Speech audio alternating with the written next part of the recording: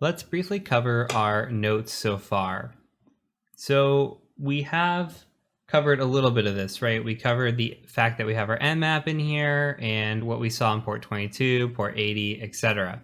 And we had a couple of findings from before. We had default web page on Apache, and we had this information disclosure as well. Now we've done some exploiting.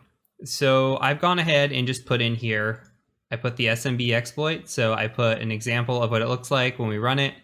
And you could see that the who am I and the host name's in there. And then I've got the IP address. This is just for my notes. You can make this as detailed as you want, by the way. You could say, hey, I ran this at this specific time and I ran it against this host and here was the attack I ran, etc. And we'll get more into what your report should look like. But as long as you know, at least for me, as long as I know, or I have a screenshot of proof that I did it and I have the IP address that I ran it against, that's pretty much enough. I can remember the rest and then type out the report. And same here with the mod SSL attack on port 80 and 443. And I don't have a copy of it right now, but the shadow file, we did uncover the shadow file as being a root user. So this is just notes for us. Perhaps we could use the shadow file information and crack the passwords, or we could go on and try to pass the password or pass the hash around, which we'll get to in later videos. And another thing that I added in here too was undetected malicious activity. So this is something that you're going to see on a report, and we talked about in the brute forcing video, where if we're doing any kind of brute forcing, we're doing it not only to see if we can get in with a bad password, but to see if the client catches us. So in this example, I'm just going to say, hey, they didn't catch us. Here's an example of what we did. Also scanning in there as well. If they're not seeing a scan, that's something that we're going to report back. So this would be typically a low finding. These would also be low findings. Anytime we get access to a machine, this is obviously a critical finding.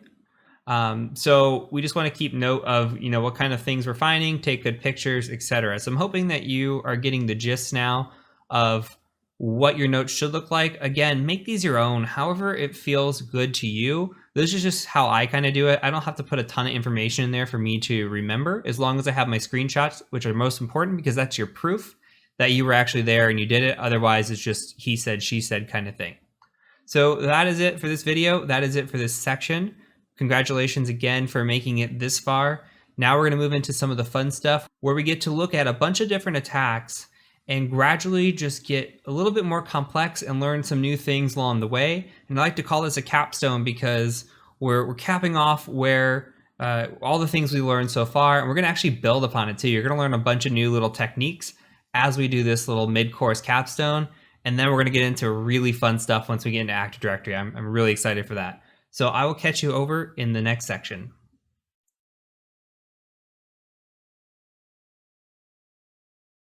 Welcome to the course capstone. This is the 2021 edition of the course capstone, and we'll get into the old capstone, the new capstone, and what the differences are. But the course capstone is meant to challenge you and test your skills and knowledge up to what you've learned so far. Now, not everything is cut and dry. These boxes are not meant to be particularly easy. They're actually meant to be learning experiences. So what that means is you are welcome to go through these machines on your own, give them a try. I realize that we have not talked whatsoever about privilege escalation. We have not talked about a lot of the tools that you're going to see, and this is by design. Hacking is not going to be able to show you, a course on hacking is not going to be able to show you everything, but you're going to get to pick up some ideas and a little bit of Googling and a little bit of frustration and really just getting in there, getting your hands dirty and seeing what you can come up with. So I encourage you to try these on your own in the order that they're listed. However, if you want to just watch and follow along, that's absolutely okay as well. Now, I mentioned privilege escalation, but we'll talk about that here in a second. I want to show you the old course capstone and where the new course capstone is. So I have uploaded the new course capstone. This is not all the machines yet. This is just the ones that I started uploading. All you gotta do is go in here and download these machines. You can run them with VMware or VirtualBox. I've got setup instructions for a couple of the machines. Once you've seen one Windows or one Linux, you can see them all and how to download them and run them. So that's pretty straightforward. The link will be provided in the resources or below the video, depending on what platform you're on. Now, The old capstone. Here's the old capstone. I have not pushed the new update yet, so this is what the old capstone looks like. You could see there were 10 boxes, there were 5 hours of material, or was 5 hours of material. The issue with the old capstone was that we were relying on a platform called Hack the Box. Hack the Box was a paid subscription platform. It cost anywhere from $10 to $15 a month. I'm not sure exactly of the true cost, but I realize not everybody can pay additional funds to go and use this platform to walk through these machines. So what we have done is we have made these machines available via YouTube. So I'm going to put this down below as well, but there is a series originally released called Pen Testing for Noobs. If you look, all 10 of those machines are going to be here as well. So you're welcome to come to the YouTube channel and watch these videos. If you want extra content, extra walkthroughs, and more of the practice and more of the capstone, you're welcome to go sign up for Hack the Box, do all that. But we are removing that dependency from the course. Now, these machines are going to require what is called privilege escalation. We are going to walk through privilege escalation. What I mean by that is, I mean that we are looking at a box. When we land on the machine, we are not root, or we are not system on that machine.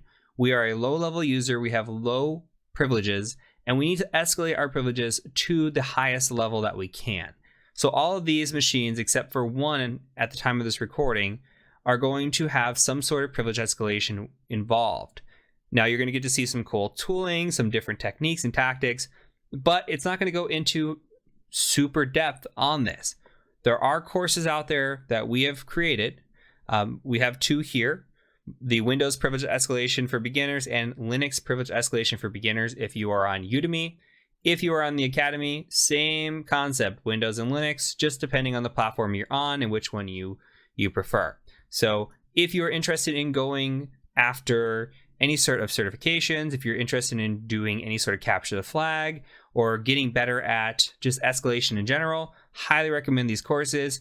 If you're looking to stay kind of on that practical path, then these aren't really necessary. It's really based on chasing certifications in the hacking realm, like your OSCP or some of the other certifications that might be out there. They use a lot of privilege escalation to test on. But again, it's not really on the practical side of things. So depending on what your motivations are and reasoning, however, we are going to show them in this course only because they are a good introduction to hacking. It's good to see the other side. It's good to see some of the exploits that are out there, some of the thought processes that are out there. And then once we get into the Active Directory section, it'll really take off from a practical standpoint, and we're really going to start hacking like we are hacking a real network, and it's going to get really fun. It's my favorite section in the whole course. So with that being said, go through the courses again in order as you see them. So however you see them in the list, go ahead and go through them. We're going to add more courses over time. As of right now, the dependency is that you download these and install these for your lab. Again, there will be instructions for those. In later attempts, we are hoping to offload these to an online lab. Unfortunately, we won't be able to do that with Udemy, but with the Academy platform, we should be able to do that. So we're working on getting that. But for now, the Google Drive link that you see attached to the introduction video, this video, will have all the files that you need to download in order to complete this section. So with that being said, go ahead and complete the next box. I'll see you in the next video, and hopefully you rooted it.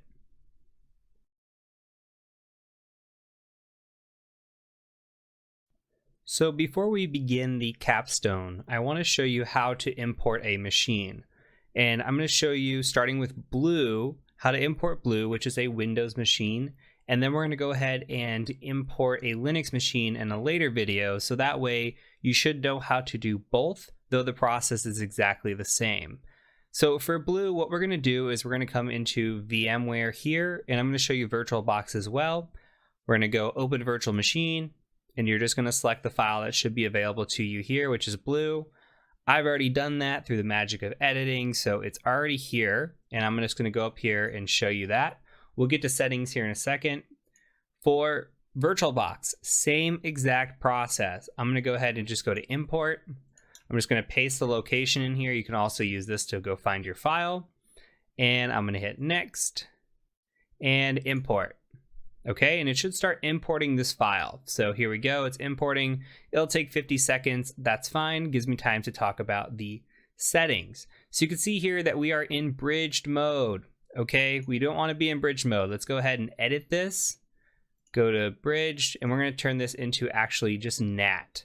Now you can choose how much memory you want to use here. Mine's set to 4 gigs. That's fine. I've got a lot of RAM. If you do not, then go ahead and maybe turn this down to 2 gigs would be absolutely fine. Okay, so I'm going to hit OK here.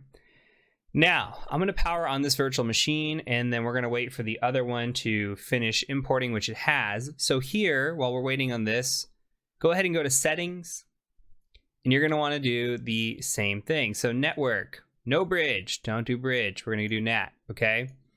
And then we're going to just enable the network adapter here. So you should have your NAT network set up. Remember that when you did that originally with our settings. If you need to, you can go back to tools, you can go to preferences, come in your network, make sure your NAT network is set up. Anyway, come in here, you can go to your settings, and again, make sure that this is on NAT. So, or NAT network, I apologize, NAT network right here, okay? And then I'm gonna hit okay. And then all you need to do is power this on. I'm gonna show you with the virtual or the VMware, it's gonna be the same process. Now, you can log in as the administrator. You're going to get credentials for every box. That is for the sole purpose that you can access the IP configuration and find the IP of this machine. Okay, just to make it a little bit easier. So there will be an accounts file in here. And here you can see the administrator password is password456 exclamation. So we're just going to do that. And we're going to make sure that this box is online and that we can communicate. So I'm going to quickly go to command, and you can install VMware tools if you want, make this pretty, all that jazz. I'm not going to do that here. I'm just going to quickly figure out what's what. You can see 192.168.138.135. I'm going to come over to Kali Linux. I've got a scan that we did for 134 up, but that's okay. I'm just going to ping 192.168.138.135. Okay, and you can see I'm getting a response back. And that's it. You need to make sure that you can communicate with your machine. So if you're running VirtualBox, make sure you spin it up, you log in, you figure out what it is that your IP address is, and go from there. Very, very straightforward. So that is it for this video. Go ahead and attempt to attack Blue. See if you can figure out what the deal is and where you can go and how you can exploit it. And meet me in the next video once you've attempted it to see if you were able to successfully root or system this machine. Thank you.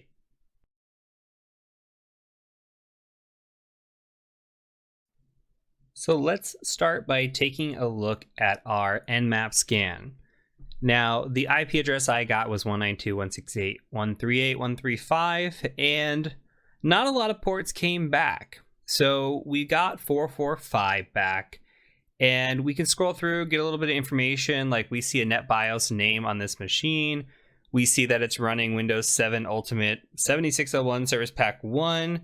Doesn't appear to be part of a domain, just a work group. Same thing, work group, authentication level user. And really there's nothing here that is a big indication as to what this could be. So when we have this, as we discussed before, when we're looking at SMB specific vulnerabilities, because that would be my guess here, would be the vulnerability would be SMB related. We need to enumerate SMB in one of two ways, really. The first of that being, well, can we search based on version information that we see here? Can we search on this and see if there's anything vulnerable that could be there? Second of all, if we can't find anything right off the bat for this, maybe then we can go and use something like SMB client, do some enumeration. Maybe there's a null session we can connect to. Maybe there's a file or something, some sort of information with a username or password or something along those lines that gets us into this machine. Otherwise, we're pretty much stuck with version information. Okay, so we're going to go ahead and just copy this. And there's a reason that this is the first machine in our run through of the capstone, because this is the easiest, or should be the easiest. So we're going to go ahead and go out to Firefox, and I'm just going to go google.com. Come in here, we're going to search for this, and we're going to search for exploit. It already knows me. And we can look through some of these and see if there's anything here that really stands out. First thing for me, we've got a few. We got one here, one here. These just kind of say, they don't necessarily say what they are, so we might need to click into them. MS17010 keeps popping up quite a bit. Let's see if it tells us anything here about architecture. It really doesn't, just shows up as this. So we'll have to do some reading into this. This is a local privilege escalation. Doesn't really help us because we're not doing privilege escalation at this point. We're just looking to see if we can even get on this machine. Okay, this shows us, hey, MS17010. This is a exploit for it written in Python, it looks like. And it says, hey, okay, this could be our target. So we're going to take two different paths here. We're going to look at it first in Metasploit, and then we're going to take it from a manual path, and we're going to see if this is indeed what we're after. So let's go ahead and just go to MSF console. And yours might look a little bit different than mine depending on what version of Kali you're on, but the process should be the same. I'm on MSF 5. So we're going to go ahead and just search Eternal Blue. And I do know recently they combined all the Eternal Blues into one. So again, yours might be a little bit different than mine, but it should be the same process or concept. Now, the first thing we want to do is we want to look up this SMB scanner, right? We want to do an auxiliary. Our auxiliary modules are going to tell us what is there. It's going to be a check. It's not going to be so much an attack. It's more of scanning than anything else. There are some attacks in auxiliary modules, but they're not full on exploitation. So let's go ahead and just say use one, and we're going to go options in here. And all it's going to do for us is it's going to come in here. We're going to provide it with an rhost. We're going to run it, and it's going to provide a check. Okay, so we can just say set rhost to 192.168.138.135, whatever your IP address is. And then I'm going to say run. And it says host is likely vulnerable to MS17010. Okay, there's a second way to do this. So let's go ahead and just search Eternal Blue again. You can also search MS17-010 or however you want to do this. It should all show up. I'm going to use this number 3 here, the Eternal Blue one. We do know that we're on Windows 7, so the Windows 8 won't work for us. And PSExec we could run, but I'm going to go ahead and just use the one that is most popular and works usually out of the box. So I'm going to go ahead and just say use 3 and type in options. And in here, we have a verify option, which means we should have a check option here. So I'm going to again just say set rhost. I'm going to show you the check feature. 138.135. Okay. And then I'm going to say check. All right, and so check did exactly what the auxiliary module did for us. It says, hey, it's vulnerable. Okay, or likely vulnerable. So what we need to do is we need to set a payload here. Now, something that you might not know yet at this point is that payloads are, by default, they are set to 32-bit, at least in this example, because there could be a 32-bit exploit in here. Actually, this says 64-bit, so I could be lying to you. Some payloads are set to a 32-bit to start. Because we know that this is a 64-bit machine, or at least should be, given that it's enterprise, we're going to go ahead and set this to 64 bits just to be safe. So this is a practice that I take on if I know the architecture of the machine. I'm going to go in here and set my payload for myself. Now this should be 64-bit, but just to be safe, we're going to type in Windows and hit Tab. Because it only autocompletes to 64-bit, this is perfect. Now, I think where my mind was going is that I want this to be a Meterpreter shell, and I don't know if it defaults to Meterpreter.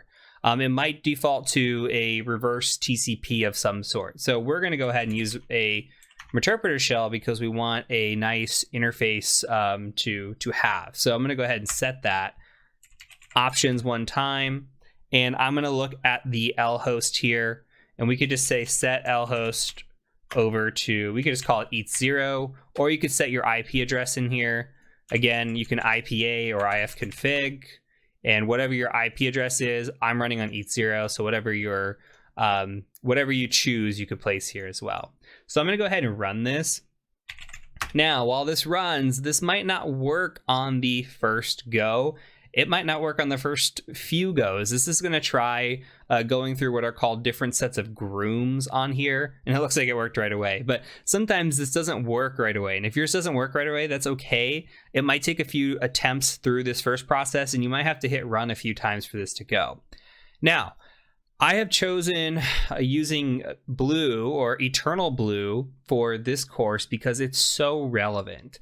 This is a 4-year-old exploit now, and I see it on so many internal penetration tests. It's not even funny. Like, I wish it would just go away, but it is this easy to run and just get on a machine and gain access. And it's incredibly easy and incredibly prominent in environments. Think about environments where they have systems running that they can't update or do anything with, and you have this, or they just have poor patch management and you have this. It's so easy to get on a machine, and then you come in here and you say hash dump, and you dump out the hash. And now we've got administrator hash. We can go try to crack that. We can do pass the hash, which we're not there yet. We're going to get there in the Active Directory section. You're going to see what the differences are on this kind of stuff. But you can utilize these hashes to our advantage, and we're going to play around with that a little bit later in the course. So with that being said, this is something that you will likely see if you do become a pen tester. You'll see this in an environment, and it is really this easy to get into a machine like this. So we have used this now to come through here and gain access. We're going to go ahead and go back, and we're going to try doing it again, but we're going to do it through manual method. So I'm going to open up a new tab. All right, and we're going to come in here, and I'm going to search Google. Now, if we want to go look for manual methods of exploiting a system, we're likely going to use GitHub, perhaps exploit database. Now, this exploit database one, I'm not going to use only because it gets a little tricky with Eternal Blue. There's a few things that we have to do. I don't believe this one is just one that runs right out of the box. It has a little bit more information here than what's leading on. Now, we might need to reboot this machine, by the way. We'll give it a go and see if it works. It might not work out of the box because we've already exploited the system, but we'll try it anyway. So what we might want to do is something like Eternal Blue, and we might want to say GitHub. Okay, and we can come through here and look through different ones. I like to open a few, and I like to look at them and read the amount of stars that they have, read the descriptions that they have, detailed walkthroughs. You know, all of these have decent stars. This one doesn't have a great walkthrough. This one has a very good kind of detailed walkthrough, has video tutorials, has a decent amount of stars, and I honestly like it. So we're going to go ahead and just get the Auto Blue one from Endgame. So go ahead and find that and get to this. We're going to go ahead and copy this code. And there have been commits since 2021. So that's great. There's recent commits to this, which is awesome. So I'm going to go ahead and go into, I'm going to cd into opt, and I'm going to git clone this. And that's not what I should have been copying. Should have copied this, but we'll try it one more time. And paste here. All right. And then I'm going to cd into Auto Blue, and it gave instructions in here somewhere about how to install this. So let's go to installation, pip install requirements for Python 3, which we should be on at this point. So we're going to do pip install -r requirements, just like that. Let that install. Looks like everything is satisfied or installed, so that's good. From here, we're going to go ahead and do the usage. Now, there was a checker in here, so we can run Python with the checker. So I don't know, it says Python 2, so let's go ahead and run Python 2 with it. It could be Python 3 too, so we might run into an issue. Checker.py 192.168.138.135. Target is not patched. Testing name pipes. Okay, so this is something that I actually use on an assessment, regardless if it's this or the Metasploit version. I will take a screenshot of this. There are reasons sometimes where we won't run the exploit. If the environment has critical machines running, for example, like in a hospital, I might not run this exploit because this can take down a machine. And if I don't know what machine I'm taking down, who knows in a hospital, right? You don't want to make that mistake. So it's always better to play it on the safe side when we're running these exploits. If you don't know, you can always ask your client, say, hey, I've got this machine, here's the IP address, I want to run this exploit, is that okay? And get permission first. Now, there's a lot of ways, which you'll see when we get into the Active Directory exploitation part of the course, that we can compromise a domain and we can run all kinds of exploitation, own the whole domain controller, and not worry about tipping over the server by any means. This can tip over a server, so you want to be safe with these kinds of things. So with that said, I'm going to show you how to run this manually, but it's going to tip your box over. I'm going to give the secret away. It's going to tip your box over, and this is going to be the lesson learned from running this exploit. I'm going to show you the proper way to do it manually. With the version we have, it's not super easy to get a shell from the manual method. We could go around and play around and find one that works, but I'm going to show you this from here's how you would run it manually, but also here's the dangers of running this in an environment. And this is a perfect box to show you why we don't go run remote code execution on machines in an environment, because this can take down a machine. So let's go ahead and run through the process. I'm going to show you the process, and then we're going to knock this machine over. So first thing we're going to do is we're going to cd to the shellcode directory, and we're going to run shell prep. And I'll say this now and watch the exploit will work fine. So, oops, we're going to go ahead and just hit yes here. And then we're going to enter in our reverse connection, 192.168.138.128 is mine. I'm going to say 9999 for this. We can do 2222 for x86. We're not going to use it. Now we have the opportunity to use a Meterpreter shell or generate a regular command shell. If we do the Meterpreter shell, we can go into Meterpreter and we can actually run it in the sense that we use a multi-handler and pull down. It's basically a listener. It is a listener, and it's going to pull down a Meterpreter shell for it. So it's just a shell code that we're generating. We already used a Meterpreter shell to get the first shell on this. So now we're going to go back and we're going to go ahead and try to do this with a regular command shell. So you can press 0 if you want to try the Meterpreter shell method. You can also press 1 to generate the regular command shell method. We're going to go ahead and just do the regular command shell. We're going to generate a staged payload. Staged or stageless here should crash this machine. The other thing we're going to do is we're going to run this listener prep once this is all done. So it's doing this for us. We're going to go ahead and cd back in a second once this is done. All right, now I'm going to cd back and we're going to do listener prep. And this is going to run a listener in Metasploit for us, which is nice. We could just as easily run this with Netcat. We can just say nc nvlp like we have before, nc-nvlp like this, and whatever port we're listening on, all 9s before. So we're going to go ahead and just let this run its course as intended. And we're going to do 9999. We did 2222 here. And we're going to go ahead and say regular command shell, all the same things we did before, staged payload. And it's going to start this up for us, hopefully start up some listeners, and you should see a lot of work just go in. Okay, it's got all those listening. It's waiting for any sort of connection to come through. So the next thing we're going to do is, and it is using the multi-handler for us already, it's just using a shell reverse TCP instead of a Meterpreter reverse TCP here. So last thing we're going to do is run the exploit. So we're just going to say Python eternal blue like this exploit, and we're on 7.py. Our target is 192.168.138.135. Path to shellcode is just shellcode and then scall.bin. And we do not have to provide a number of Groom connections. That's optional. We're going to run this and we'll cross our fingers. You never know. Might work. Doesn't look like it's working. We blue screen the machine.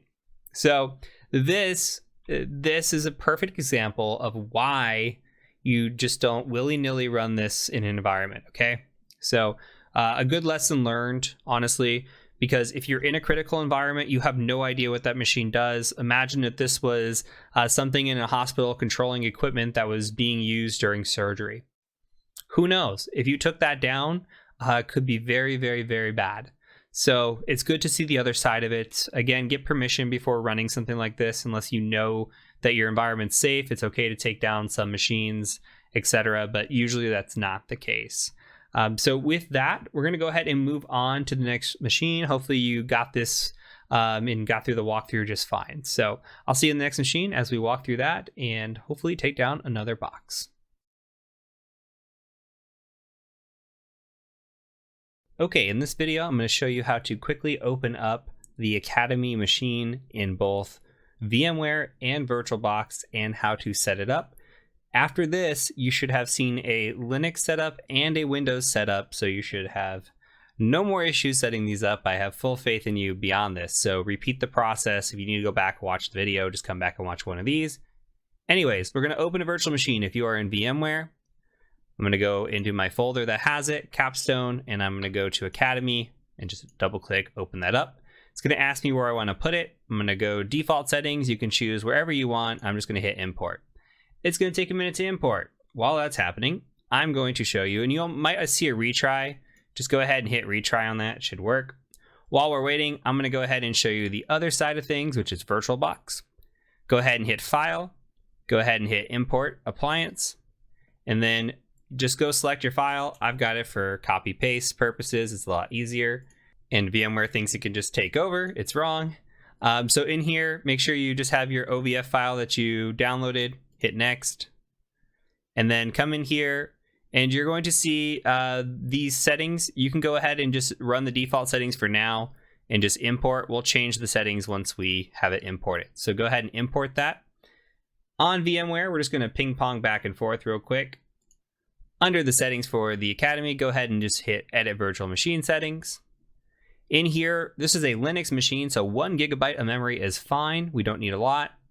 Come to your network adapter and make sure that it says NAT and not bridged. Hit OK. Go ahead and log in. Now you can power on this virtual machine, get that going. In the next video, I'm going to show you the password, which is just root TCM. Same thing here on the Academy. Go ahead and go to settings. We're going to go to network. Make sure your NAT network is selected. Remember, we created a NAT network. Make sure your NAT network is selected and that you are on the same network as your Kali Linux machine, or you will not be able to communicate with it. So with that out of the way, you can go ahead and power this on, depending which one you're on.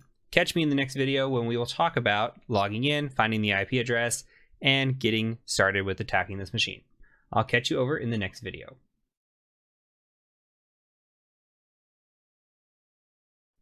All right, on to the next machine. This one is called Academy, and this was created by Alec, especially for us. Now, we're going to attack this machine, and we're going to get a low-level user. We're going to pivot into a second low-level user, and then we're going to root this machine.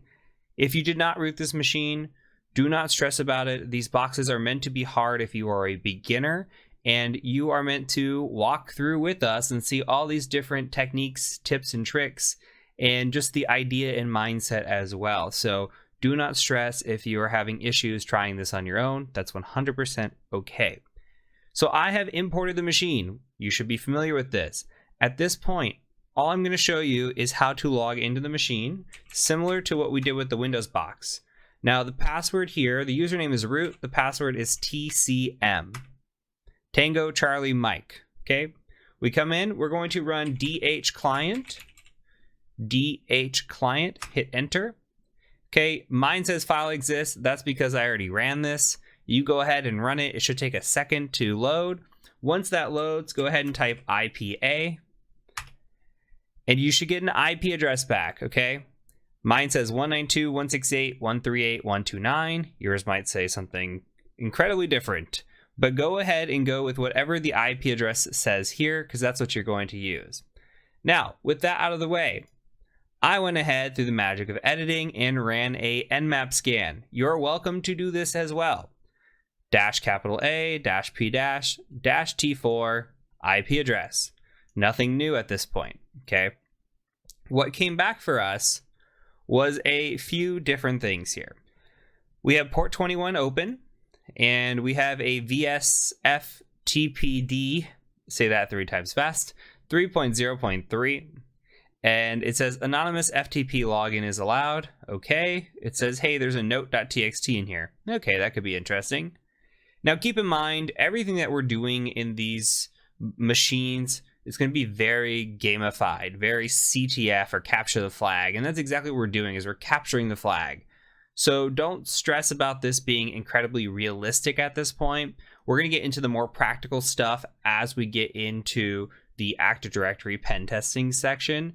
We're really just trying to focus on some of the basic concepts and some of the things that you'll see if you go do any CTF events or you go on to any other certifications or anything like that. So this is a good introduction, kind of jump into the pool, maybe get your feet wet first into hacking. So with this in mind, we've got port 21, we've got port 22, we've got port 80. Now, 80 is a web server, 22 is SSH.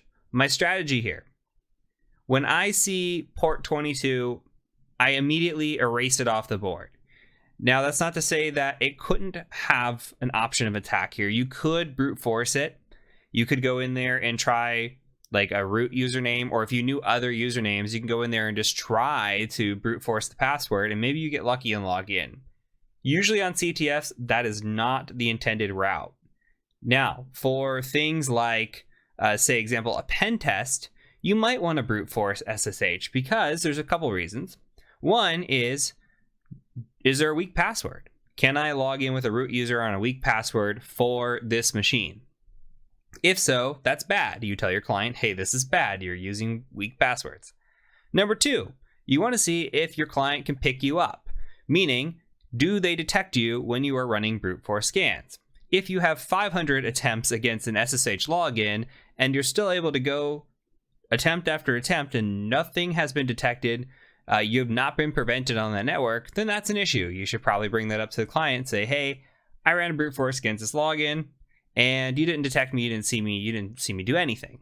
We'll talk about that more in the report writing section and some of the things we talk about detection wise, but that's another example of something you want to test for and see if you're detected.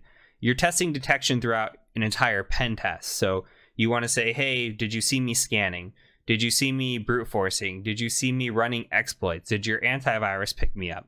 Where was I caught during this pen test and where can you improve? So something about SSH, a little tangent there. But with that out of the way, port 21's open, port 80's open. Now we see down here that it says, hey, we're getting an it works page, which means that it's just a default Apache 2 web server. We can go out to this web server and just take a look. 192.168.138.129. You can see this is just a basic, hey, it works Apache 2 Debian page. That tells me that we're likely running on PHP on the back end, though that doesn't mean that entirely. This is just kind of an indicator. When we see Apache, I'm assuming PHP on the back end. So let's go back here. Now, we could do a couple things. We need to identify what's going on behind the scenes, because all we're seeing is a default web page, which, by the way, this is a finding on a pen test. So you would say, hey, this is just revealing too much information. Why do you even have this out there? Is this web server meant to be up? If it is, then take away this default web page and make it, make it say, hey, if you're not supposed to be here, then don't be here. Anything but a default web page, because all we're seeing is architecture here. If it's not supposed to be there, from a hacker's perspective, this means poor hygiene. You're just leaving ports open. You're just throwing computers on the network and on the internet willy-nilly, and this just means that you likely have poor hygiene, and we want to look into you further, because if this is something you're doing, you might be using bad passwords or not patching, etc., etc. So anyway, off that tangent, going back to the scan, I'm curious to know what the note says. We'll go check that out. We have anonymous login, so we'll start there, and then we're going to go ahead and take a look at the different pages that could be hiding behind the default page. So I'm going to leave this up, and now we're going to go take a look first at the FTP. So in here, I'm going to make this bigger. Okay, so FTP, all you got to do is 192.168.138.129, or whatever your IP address is. And then I like to just type anonymous twice. Okay, we get an anonymous login. We are successful. We can come in here and say ls. All right, and we have a note.txt in here. So all we need to do is type in get note.txt. That's it, and we're pretty much done. So the option here is we have FTP open. Now, there's a possibility that we could utilize this. So we have the ability with FTP to put files and get files. We just got a file. We can come put something on here. The only issue is we don't know where on this machine that this note.txt is stored. If for some reason this note file was stored in like the, I don't know, this Apache server, if we came in here and we just went like /note.txt and we saw it, all right, then that could be of interest because we know the directory that we're in. We could come in here, just upload malware, come up here, execute the malware because we have execution, and then we could get a shell and keep pushing forward. But in this instance, we don't know where it is. There's a good chance it's not even in the web server. If for some reason it was in the web server, we could use that to execute, and that is a strategy that we might see at some point. But here, in this instance, unless I know where this is, the ability to put files in here does nothing for me. In a real world scenario, maybe we can go look at getting social engineering or getting somebody to open a file or something along those lines. But for here, for this capture the flag type style, we are only focused on getting this note, and that's pretty much it. Also, secondary finding on a pen test would be this, because we see Apache 2.4.38. It's telling us it's running a Debian server, which means we're attacking Linux. So if we were doing this blind, didn't know that, now we know. We know the Apache version, we know Debian. We're getting a little bit of information, and we're just compiling that information right now. Debian server, Apache, PHP most likely. Okay, all of this is information gathering, and that's all we want to do is gather as much information as possible. Now let's go ahead and exit out. And I want to just cat out this note.txt. Okay, so it says, hello Heath, Grimmy has set up the test website for the new academy. I told him not to use the same password everywhere. He will change it ASAP. I couldn't create a user via the admin panel, so instead I inserted directly into the database with the following command. All right, so we get looks like a database information here with values. Now it says the student regno number is what you use for login. So student regno here, you see this ties up to the first. And then we see student photo, and there's nothing in for the student photo. We see password, then we get password here, student name, okay, pin code going on. So this is pretty sensitive information. If this were on a pen test, which I've actually seen something similar to this, I've been on pen tests where I have seen open FTP servers. I've seen open web directories where they had backups of their entire website on there with database passwords and everything.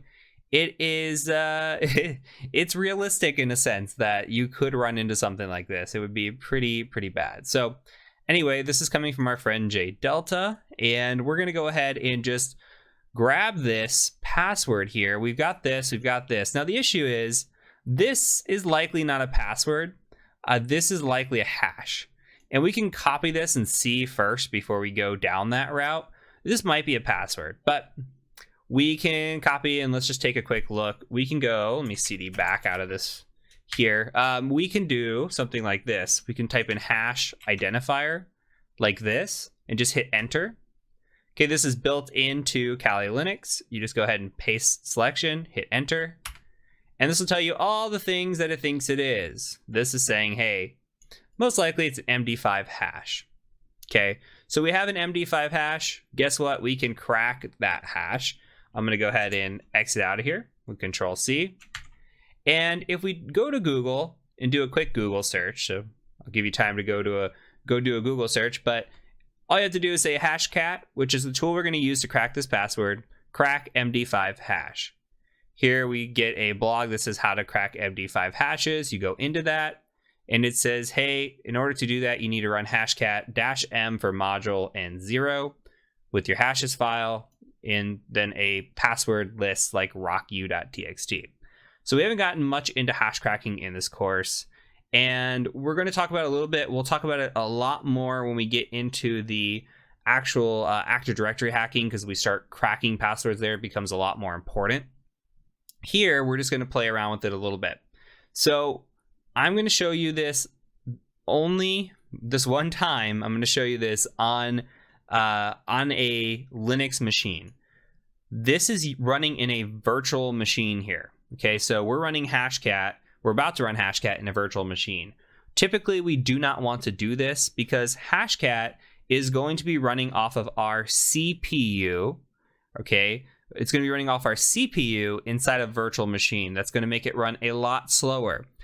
Hashcracking runs off of GPUs. Okay, so we're running off of our graphics card, not our CPU. So we want to do that. So when I run hashcracking in the real world, or even later in this course, you're going to see me running it on Windows because that is my base operating system. I will take that, I'll run it off there because it's going to use my GPU. It's going to use my graphics card. And that's what I want. So in this instance, it's going to go a lot slower, but because it's going to be an easy password to crack, we don't have to worry about it too much. But if you want to be good at cracking passwords and practice that, definitely make sure you're using it on your base OS, regardless of what it is, because it's going to crack a lot faster than running it in your virtual machine. So we're going to do a hashcat.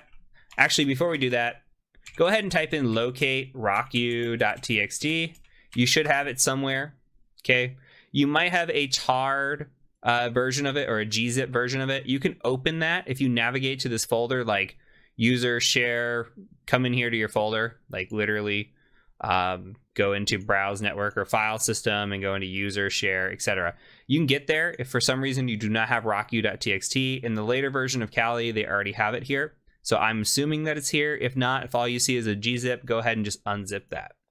Now, what we're going to do is we're going to say, actually, one more thing I forgot. You can go ahead and do a mousepad or gedit or whatever you want. You could do a hashes.txt. Copy and paste the hash. It's a little small probably for your screen from what you could see here. Copy and paste the hash into this hashes.txt, the one we got right here. Okay, make sure it's in a file. So once we've done that, go ahead and run hashcat with a -m of 0. That's a module. So we're going to be attacking the module of 0, which correlates to MD5 hashing. We're going to give it the file of hashes.txt, and we're going to give it a word list to run through of rocku.txt. Okay, and I'm going to scroll up just so you can see this. It's going to run. It might take a minute to run. It took me a couple seconds here. Gets through it pretty quick. Rocku runs fairly fast on a VM, and this one picked it up pretty quick. So the password of what's coming up is student. Password of student. Not very great password. Weak password policy. Okay, so we have a username. We have a user ID. We have a password of student, but we have no idea how we're going to do this. Okay, where are we going? Now, I can take some educated guesses here.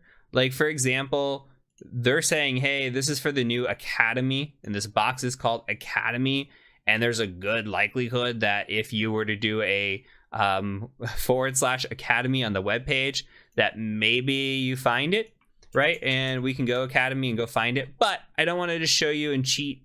So let's go back and we're going to walk through it. We talked about directory busting with dirbuster.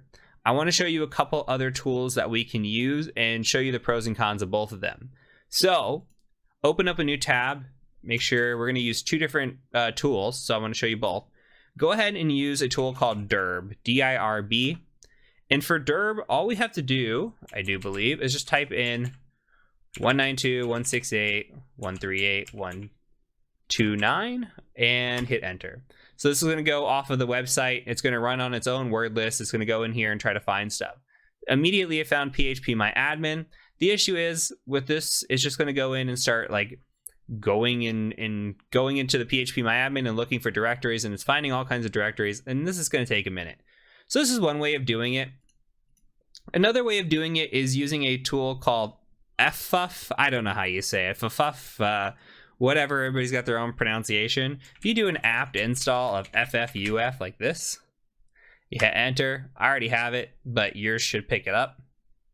Okay, we're going to run the tool just like this. So we're going to say ffuf once yours is installed. Do a -w, that is for word list. And your word list should be in user share word lists. And we can do dirbuster, that's fine. This is where all the word lists are. And then I just like to double tab or tab around, and we're going to use the medium word list. That's my go-to for most cases. We could use the lowercase if we wanted to. I think either are fine. Okay. From here, Gonna go ahead and back up. And now what I'm gonna do is I'm gonna put a colon here and I'm gonna type in fuzz. Okay, this is what we're gonna fuzz. We're gonna do a -u and we're gonna do HTTP 192.168.138.129 and we're gonna say /fuzz. So what we're telling this is, hey, with this word list, we're gonna be fuzzing with this word list. We're gonna fuzz this parameter right here. This is exactly what we're doing. Okay, we're gonna hit enter. And this is immediately going in and just doing all that we want to do. It found Academy right away, phpMyAdmin right away, and this is very fast. Found a server status, and all it's doing is looking one thread deep. So it's not doing what Derb is doing. Derb is going and saying, hey, I found phpMyAdmin. Now I'm going to go through and find every single directory inside of that and every single directory inside of those directories, which can take a while. This one is saying, I'll find all the first level directories, and if you want to go search those, you can. Like we could type in academy/fuzz. There's commands in here that we can do to take this further. We can limit which response statuses we want. Maybe we only want 200s or maybe we want 302s, depending on this. So maybe we don't want any 401s or 403s or 405s. We only want the ones that come back as 200 guaranteed. So in this case, we're looking like we got a 301 from Academy. So there's a redirect there. Same with the phpMyAdmin. All right. So with that in mind, this is how you can find it. Found it quick. This one's still going. There's different strategies, different tools, everything else. This one's pretty nice. There's a lot of tools that come out for directory busting all the time. Latest ones are being built in Rust, which is interesting because Rust is really fast. There's ones built in Go because Go is really fast. So you pick your poison on a directory busting tool and you just run with it. So anyway, we're going to go ahead and enter in that registration number. So you can go ahead and just come copy it from here. And then you're going to go ahead and paste that. And then the password is student. For me, I've changed the password in here because I've already gone through this box. But you'll be brought to a change password screen. So you could type in student, change it if you want to. You really don't have to. You can come in here and start clicking through, hey, I want to enroll in a course, enroll history, my profile, change password, etc. So this is really what we have. Now, the interesting thing in here is that we have this upload photo feature. So if we look at this, we can come in here and say, okay, how do we want to attack a website? What are some ways that we can get code execution? We might be able to perform like LFI, RFI attacks on this and pull down information or execute code. Maybe there's SQL injection somewhere in here. We can pull down and dump the database. We did see a phpMyAdmin. Maybe there's more behind this, behind the scenes that we can do. We can also go out, and something that we didn't really look at on the first scan is we can do a version check. Like we didn't check on this version to see if there's a vulnerability there. That would be something you can do. Same with the OpenSSH, same with the Apache. You can go and do those. I'm only not showing you that because I'm saving time here, but the correct methodology would definitely be to go check these as well to see if there's any vulnerabilities.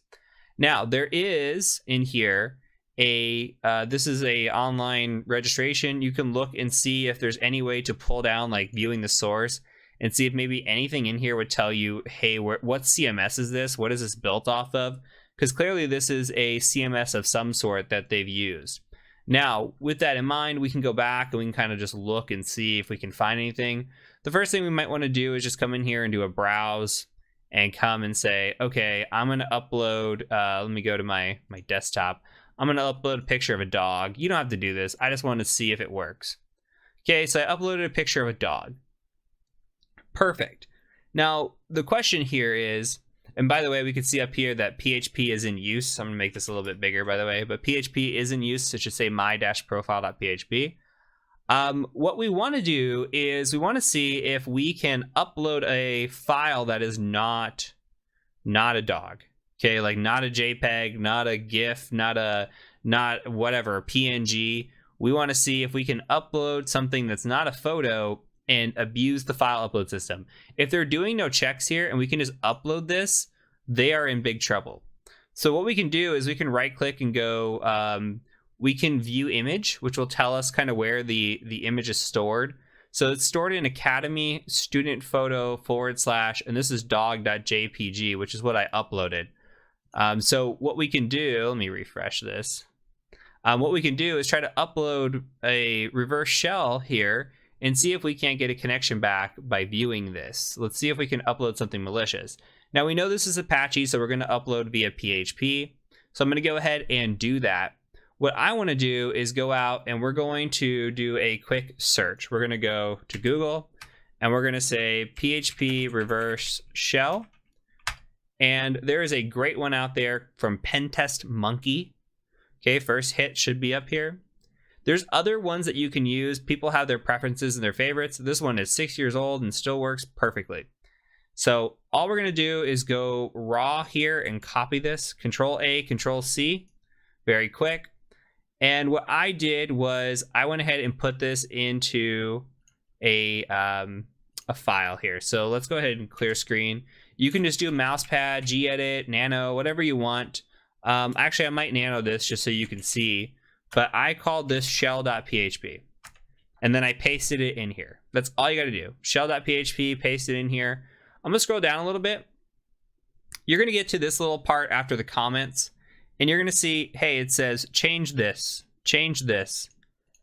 You need to put in your IP address. Whatever your IP address of your attacker machine is, that needs to go here. So if you need to open up a new tab, come in here, do IPA or ifconfig 192.168.138.131. Come back. That matches what I've got. 1234, in my opinion, is fine. You can leave it as is for this machine. So, Control X. This is fine. You can hit yes, save if it asks you to. Just hit Y and enter, and that will save your shell.php. So, we have shell.php. We need a listener. We're going to do a reverse shell here. So 1234 on the NVLP on Netcat. This should not be unfamiliar to you. You should already be aware of this.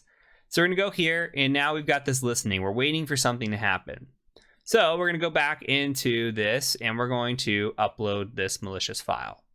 So I put this in my root folder, shell.php. Click update, come in here. You can see nothing's happened. Let's see if it tries to execute. Oh, it already executed. So we don't even have to go to, like, we don't have to right click and go to that that location. It already executed that file when it loaded this page, which is crazy. So we have a shell here, which is great. So if we do a who am I, you can see we are the www-data user. So we are not an admin on this machine. We are not root. We can do a sudo-l, but they rudely took away sudo. We could type in which sudo and see if it's there. Locate sudo. Maybe they put it somewhere else.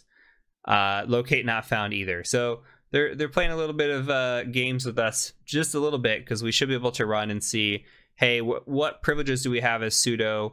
But it's not there. That's okay though. We're still going to be fine.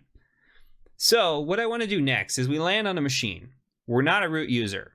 We need to perform privilege escalation. This is where things get fun, and this is where we're going to take a bunch of winding roads to get to where we're getting. So what we're going to do now is we're going to use a tool called LinPeas, and we're going to utilize that to do some searching. LinPeas is a automated tool that goes out and does basically hunting for any sort of privilege escalation. And I kind of cheated a little bit. Let me go to Google and just type in literally LIN, like Linux, PEAS, like the food, peas. Hit enter. You'll see it here in GitHub. And you see a linpeas.sh updated 3 days ago. Nice. All right. And this is going to go through and perform all kinds of checks to see if there are any escalation privileges or privilege escalation or paths for us with privilege escalation, what I should say. So you can go in here, again, raw, Control A, Control C.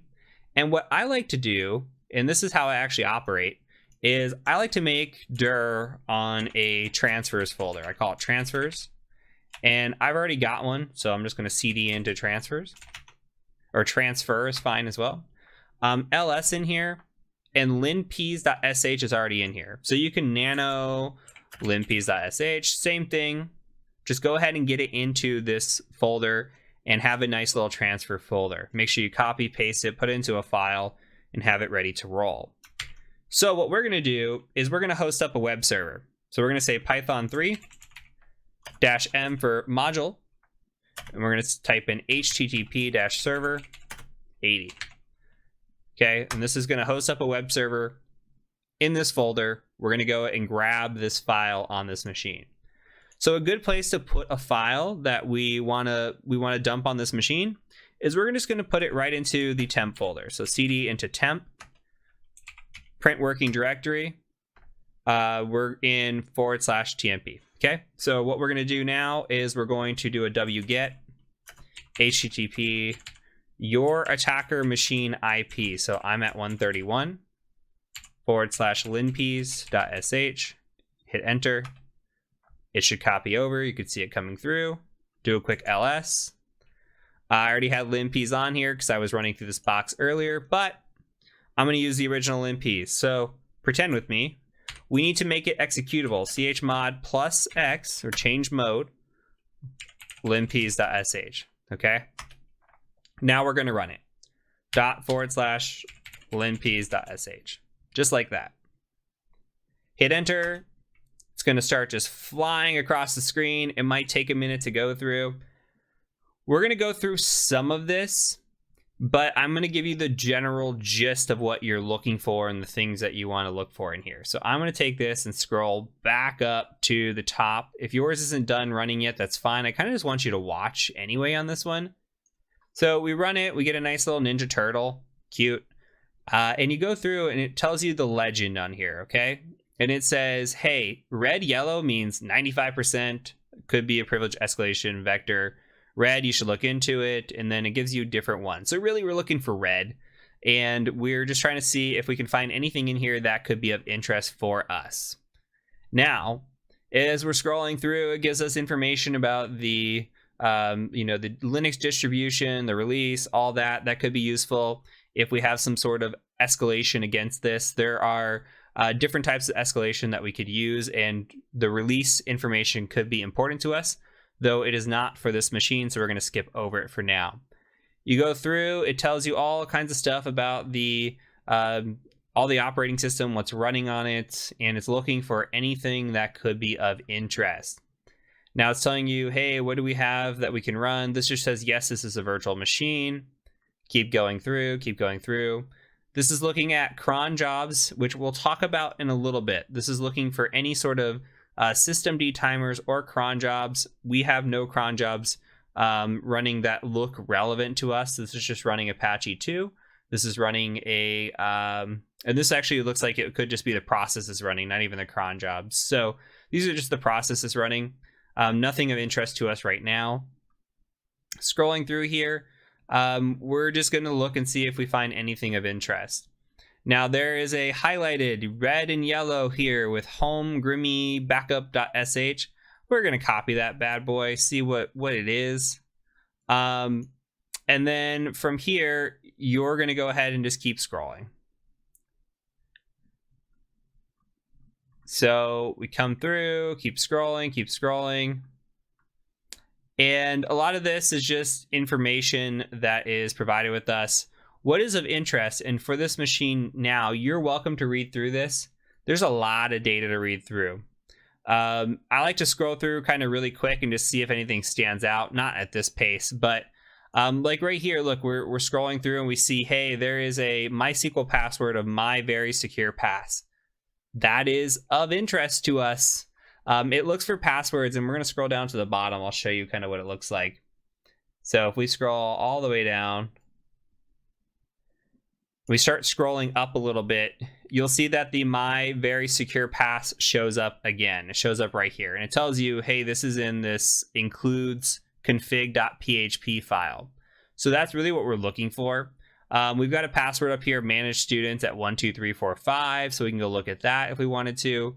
And some things in here that we want to make note of. So maybe we open up a notepad, like we come into a text editor, we just do a paste here because the Grimy's of interest. We found the password of my very secure pass, which maybe we want to just copy this whole thing out. Okay, and I might put that into my little notes as well. And maybe I want to read this document and see what's in here as well. So this is of interest. We want to go through and just see anything of interest. Now, I am skipping ahead just a little bit only because to save time for the video, there will be other opportunities to learn privilege escalation. And again, we have the privilege escalation course if you want to go through this in more detail.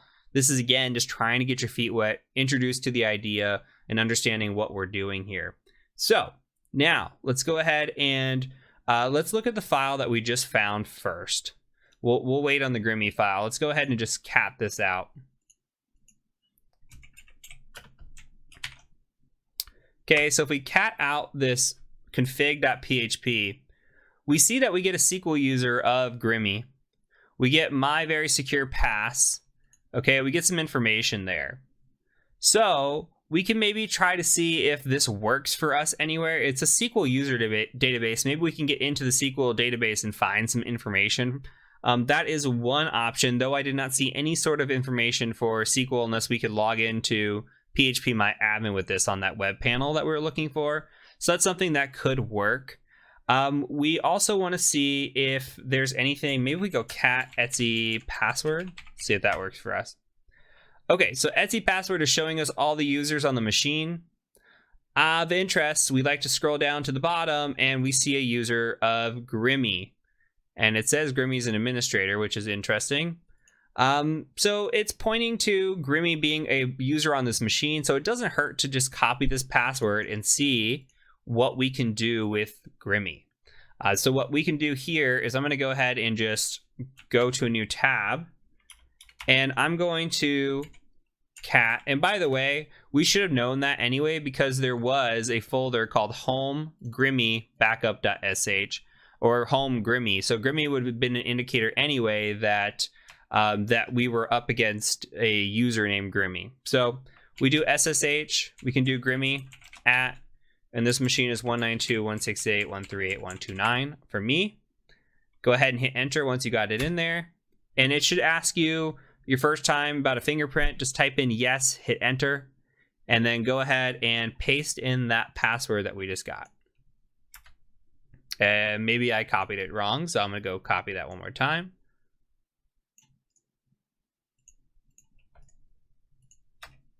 Okay, and here we go.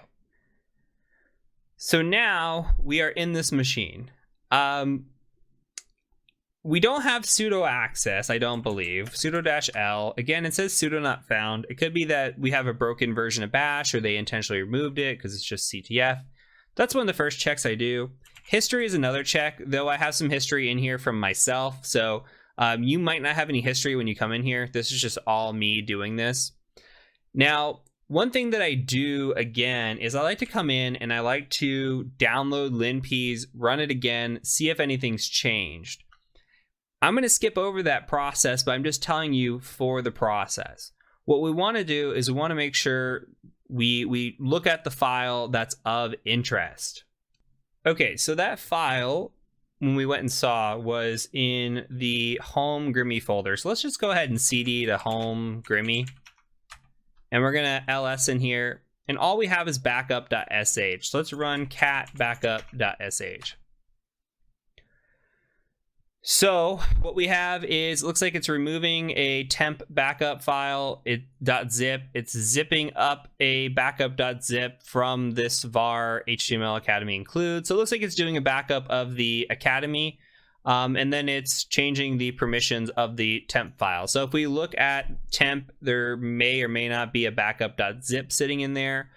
So what this is telling me is this is probably going out there and doing periodic checks, or a script is running periodically to see if, or to perform this backup. So it could be running every hour, every day, every week. We don't know what it's running. Now we can see if by chance we have access to that information. When we were looking at the cron information from LinPs, I didn't see it in there. We could also do a cron tab -L to see. Here we have no cron tab for Grimmy. So what's happening possibly is that Grimmy doesn't have the cron tab. We can try to see if we can cron tab of a user, look at root and just do a dash list. but it says you must be privileged. So we have to run sudo, but we don't have sudo. So we won't be able to switch into root to use that as well. We don't have privileges to do that. So without having any cron tab information or seeing it running when we looked at the cron, we could do a cron tab -e as well. I just don't, I mean, there's nothing in here. So this isn't giving us any indicator. And a cron job is something that will run for us, by the way. And we tell it, hey, I want to run this script every hour, every minute, every day, every week. We could tell it when we want it to run. So this is a realistic scenario in that sense that cron jobs are used in administration. So from here, if we don't have that, there's something else called a system D timer.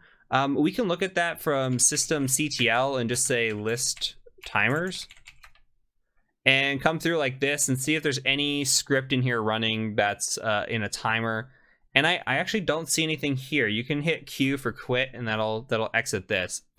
So when we have this situation, there's a tool that we can use out there that will actually give us more information of what's running with the processes than what is leading on. Remember, we ran a PS with the we ran PS for everybody with the script, the linps. We saw it. We didn't see anything in there that was any indication of this backup.sh. So if we want validation and confirmation that this is running on a timer, we can go ahead and go out, and there's a tool out there that is pretty neat. It's called PSPy, PSPY. And all you have to do, literally all you have to do, Google this, by the way, I'm gonna do it just so we could say we did it. PSPy, literally the first thing that comes up. So in here, what you wanna do is go ahead and download the 64-bit static version. And when you download that, you might get put into your downloads folder. All you have to do is, we'll open a new tab here real quick. All you have to do is do a move command, if you don't remember. So move, downloads, PSPy, and then just put that in your transfer /PSPy, okay? PSPy 64 is actually what it's called. I'm just winging it here. I've already got it in my folder, but make sure you move it over to your folder. Or if you want to keep it in downloads and run from there, that's fine as well. Just note that I already have this in my folder here. So all you have to do now is cd over to your temp folder. If ILS, I've got some stuff in here. Looks like linps backup.zip is sitting in here. What I'm going to put in here is this PSPy, and we're going to run it. So I'm going to do a wget. And remember, I already have my listener for my web server running from earlier. So this is just going to be a simple grab and go. And this is PSPy 64. Grab this. All right, ls chmod +x on PSPy 64. And we're going to run it. Now, what this is doing is showing us all the processes running on the machine. All of them.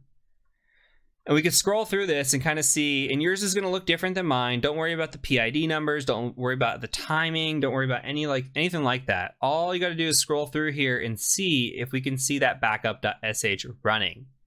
And we can come through, see if there's anything in here. And look, now it showed up, backup.sh. I don't think that was there before. So what happens is it just waits for this to run. And then when it runs, we're seeing it come through here. So that looked like it just ran. If we wanted true confirmation, we could sit here and wait another minute and see if this runs, because my hunch is it's running every minute because this is capture the flag box. So we could do that. I'm going to tell you that it is running every minute, so we don't have to do that, just to save a little bit of time. So Control-C, get back into your Grimy at Academy, and now we are going to abuse this in our favor. Let's go ahead and go to cd home Grimy. We're going to go back, make sure you have your backup.sh in there. And now what we're going to do is I want you to go to Google, and you go and say bash reverse shell one-liner. Okay? And there is a reverse shell cheat sheet from Pentest Monkey. You could also type that in. Click on that. Here you will see right up front, you will see bash-i. You're going to see this right here. This is a one-line reverse shell. This is awesome. All we're going to do is put this into a shell script, which we already have. We have it right here. We're going to put that in there, and when it executes, it's going to perform reverse shell. So what we want to do is we want to modify this a little bit. So let's go ahead and open up a notepad real quick. It might be a little bit small on your screen for you, but what I'm doing is I'm putting in where it says 10.0.0.1.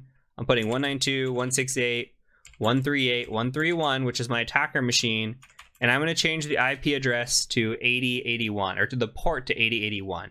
You are more than welcome to keep it at 8080. I'm just doing this because I ran through this once earlier, and there's a possibility that port is still out there lingering. So just for the video purpose, I'm changing it to 8081. So what does that mean I have to do? Netcat, NVLP, set up that reverse shell listener. And here's what's going to happen. We're going to come in here and we're going to say nano backup.sh. You can come in here, tab down a couple times, and if you hit Control K, it deletes a line. That's the magic if you didn't know it. And you can come right click, paste selection, maybe paste clipboard. Okay. And what we're going to do is this is going to execute bash-i dev tcp 192.168. It's going to call out to our IP address with this. And if our hunch is correct that this is running as the root user, we're going to get a root shell on this. So what's happening is this cron job is out there. It's running as root. It's executing as root. And when it executes that script, it's going to execute as a root shell, which it just did.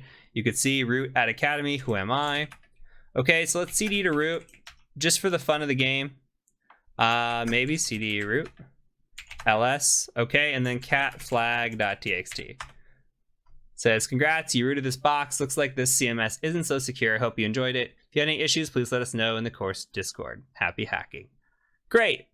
That was an example of a box with a couple of pivots, a couple of different privilege escalations, and very gamified, very capture the flag.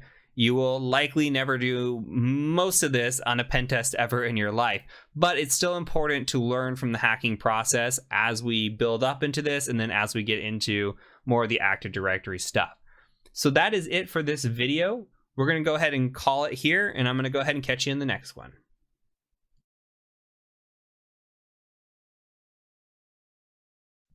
Okay, on to the box dev. Now let me preface this with it is raining pretty bad here, so if you hear thunderstorms or anything in the back, consider it part of the ambiance. But we're going to do another box from Alec. Thank you, Alec, for creating this wonderful machine.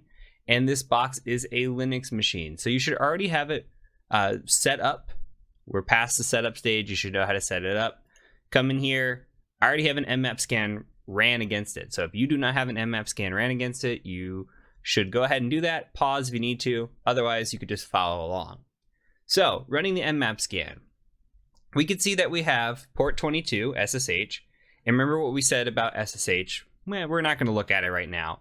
It's nothing that's, at least in my experience, I've ever found an exploit for. So unless we have credentials or something for that, we're not going to get into SSH. We have something on port 80 called Bolt installation error for Apache web server. Okay, that's an indicator this might be a Linux machine already because we're seeing Debian. That's a nice indication. We have RPC bind, which we can enumerate RPC, though it's not that advantageous for us right this instant. That gets into more advanced stuff. Honestly, as a beginner, we're going to leave RPC alone, though there is some information gathering that you can get out of RPC.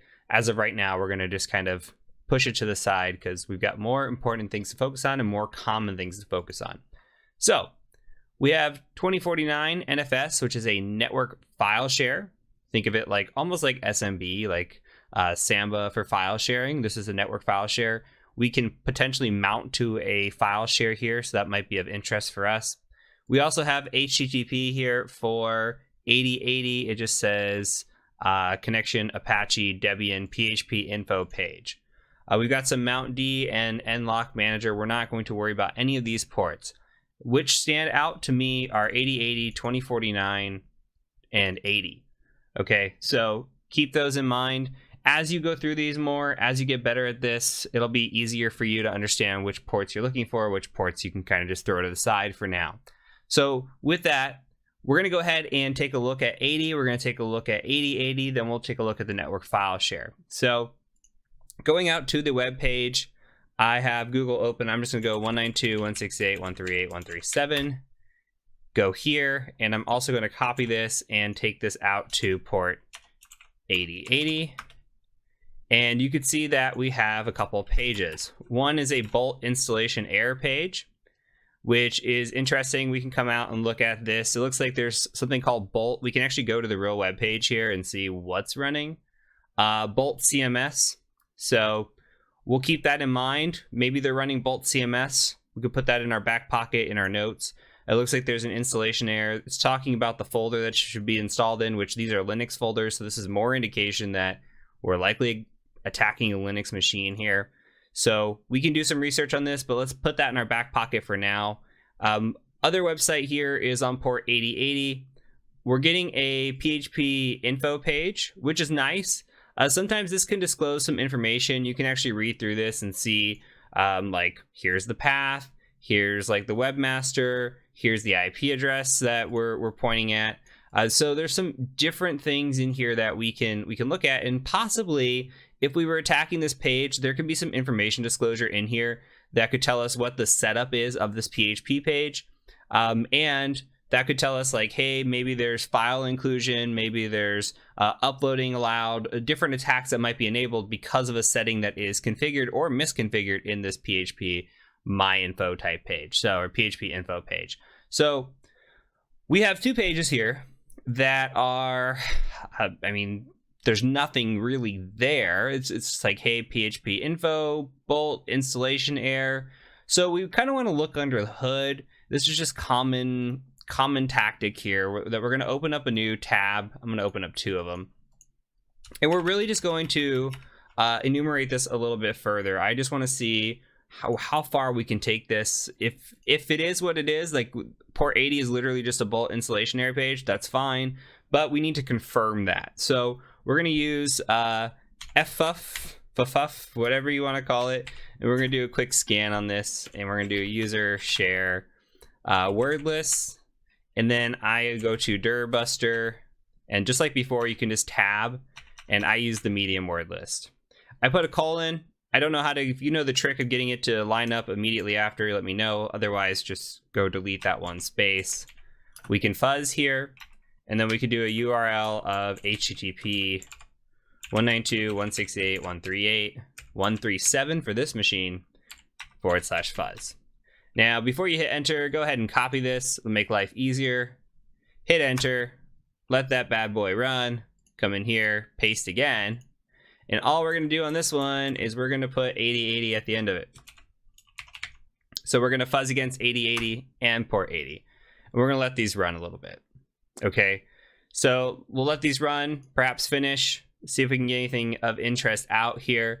While they're running, we can multitask. This is part of the process, by the way. As an ethical hacker, or hacker in general, multitasking is important because you, if you're on an engagement like a pen test, you're going to be doing a lot of things at once. Because imagine a situation where you have 1,000 IP addresses and you have a week to go against them.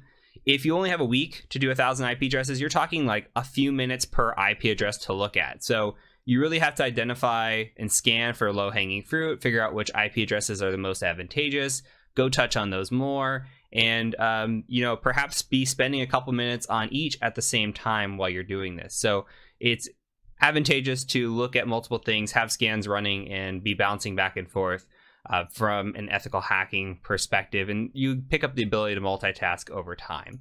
So anyway, we have this NFS, this network file share, and I'm curious if there's anything there.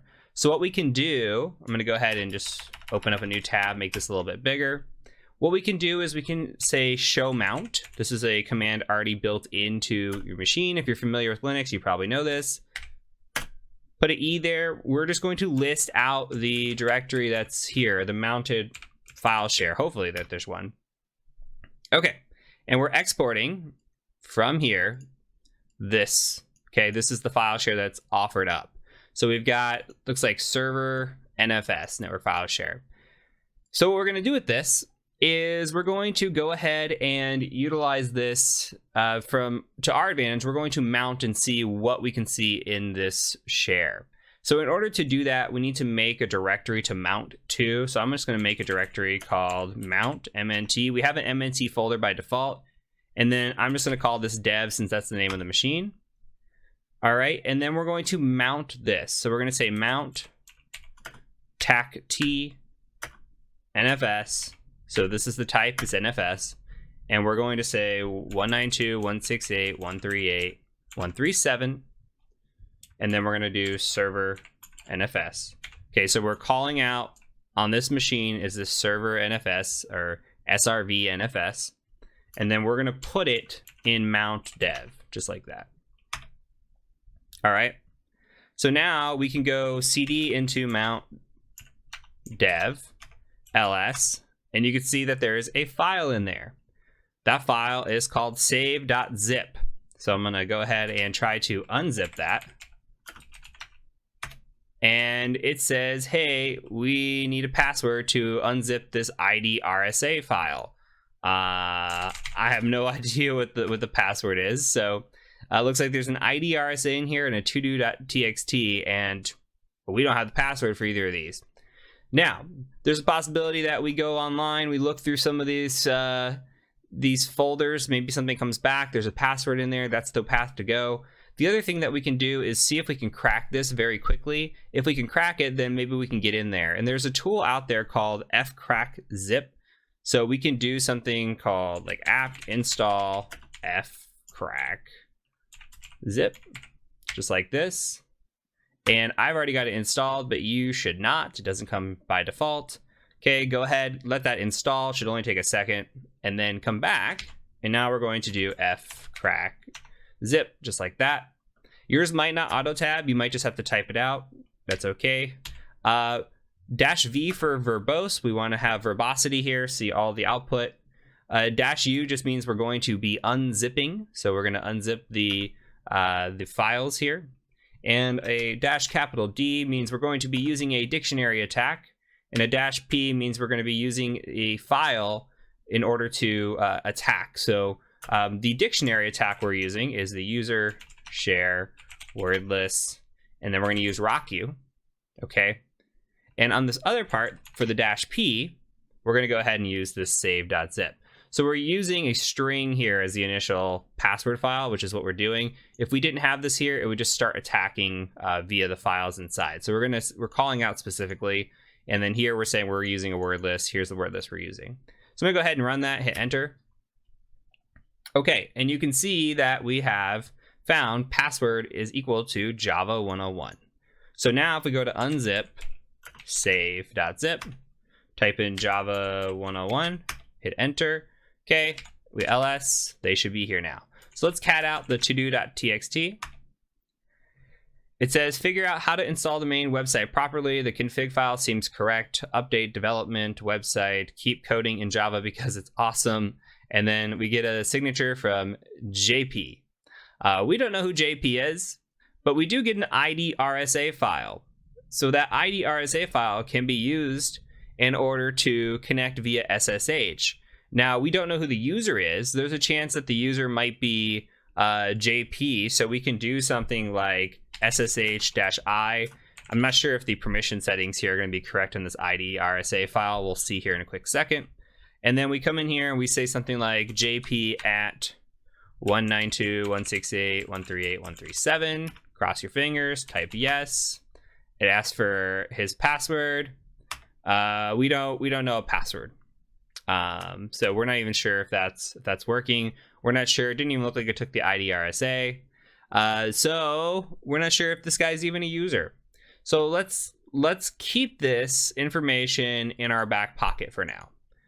We have this, we're gonna clear screen. We have this ID RSA file, and we have some information hopefully sitting here waiting for us. So on the port 80 side, we have a public 301, we have a source 301, we have an app 301, vendor extensions. Okay, so maybe we come in here and we take a look at that. Also on this side, we have a dev directory. So if we go in here and we just /dev, we are brought to this BoltWire application, which is cool. On here, we have a few different directories that came back. Let's see. We have public source app, so we can kind of go through those manually. Just public, see what's there. Nothing's there. Bolt user first. It says source site. We get a customization extension PHP. I don't know if there's anything in there. You could open that. Doesn't look like it's going to go anywhere. Next, we go to app. Kind of come through here, and this is where we find a directory. And I think I said in one of the past videos that it's kind of realistic. I have seen this actually on a pen test before, where you come across a directory, and this directory listing can be a finding. One time I literally came in here, and the first thing sitting at the top of the directory was SQL database with all the passwords and information in here. So looks like there's a Bolt database in here, though the size is 0. I clicked through here earlier, trying to click around, see if I could find anything. Cache is interesting, but config would probably be more interesting, especially a config.yaml file. So I went ahead and just downloaded that, and then I have it stored here. I'm going to go ahead and just open that up, and I encourage you to do the same. Open with mousepad, open with whatever you like. Here you can see that it says, hey, the username's Bolt and the password is I love Java. So I'm going to copy this. We don't know where this works, if this pays off for anything anywhere, but we're going to save this information kind of in our back pocket. So I'm going to do a new tab in here and just paste that because that's some information that we got. So the other side of things is that we also have a BoltWire application. And we can come in here and look around. It looks like there's a registration page. Might be able to register like hacker and password hacker. Come in here. And it doesn't look like it's letting us do anything else. So we're clicking around. We got some search features. It doesn't look like it's doing anything. Can print some information on the site. So it's best to click around, see if there's anything of interest in here, but I'm not seeing anything at this point in time of interest. So as of right now, I'm curious as to this BoltWire, if there's anything, any vulnerabilities that exist. So we can go out to Google. Actually, I have Google open right here, and we can just say like BoltWire exploit and see what comes up.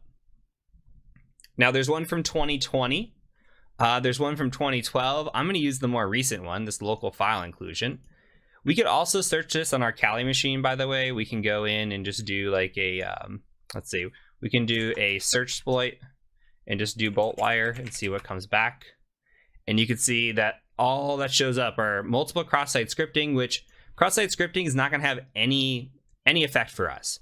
Like putting cross-site scripting here isn't going to do anything on a box like this unless they are from a CTF standpoint, unless there is somebody mimicking a user going in and actually navigating the website, there's no use for even attacking cross-site scripting. That's not to say that this is not a great vulnerability and this is something that you would see in the real world. You absolutely do. But we attack real users with this. That's part of it, because you store cross-site scripting or you store JavaScript and you attack users with that. We're not attacking any users. We're just attacking this box at this time. So what we're going to do then is probably really focus on this local file inclusion. So let's take a look at it and open this up. We'll talk about local file inclusion, what that is, what it might be. So really quickly, local file inclusion allows us to potentially expose files that are running on a server. And this can lead to information disclosure, as you're going to see here, remote code execution, cross-site scripting. There's a lot of things that it can do. So basically what's happening is it is accepting this path here as input. It's a coding error on the development side. So we're able to input this, and what we're doing, .. // imagine you're in a Linux machine. We're literally just saying, hey, I want to go back as far as possible to a base directory, and then etc password. Okay. So this could be as many directories as needed. You could throw in 10 of these and it might work.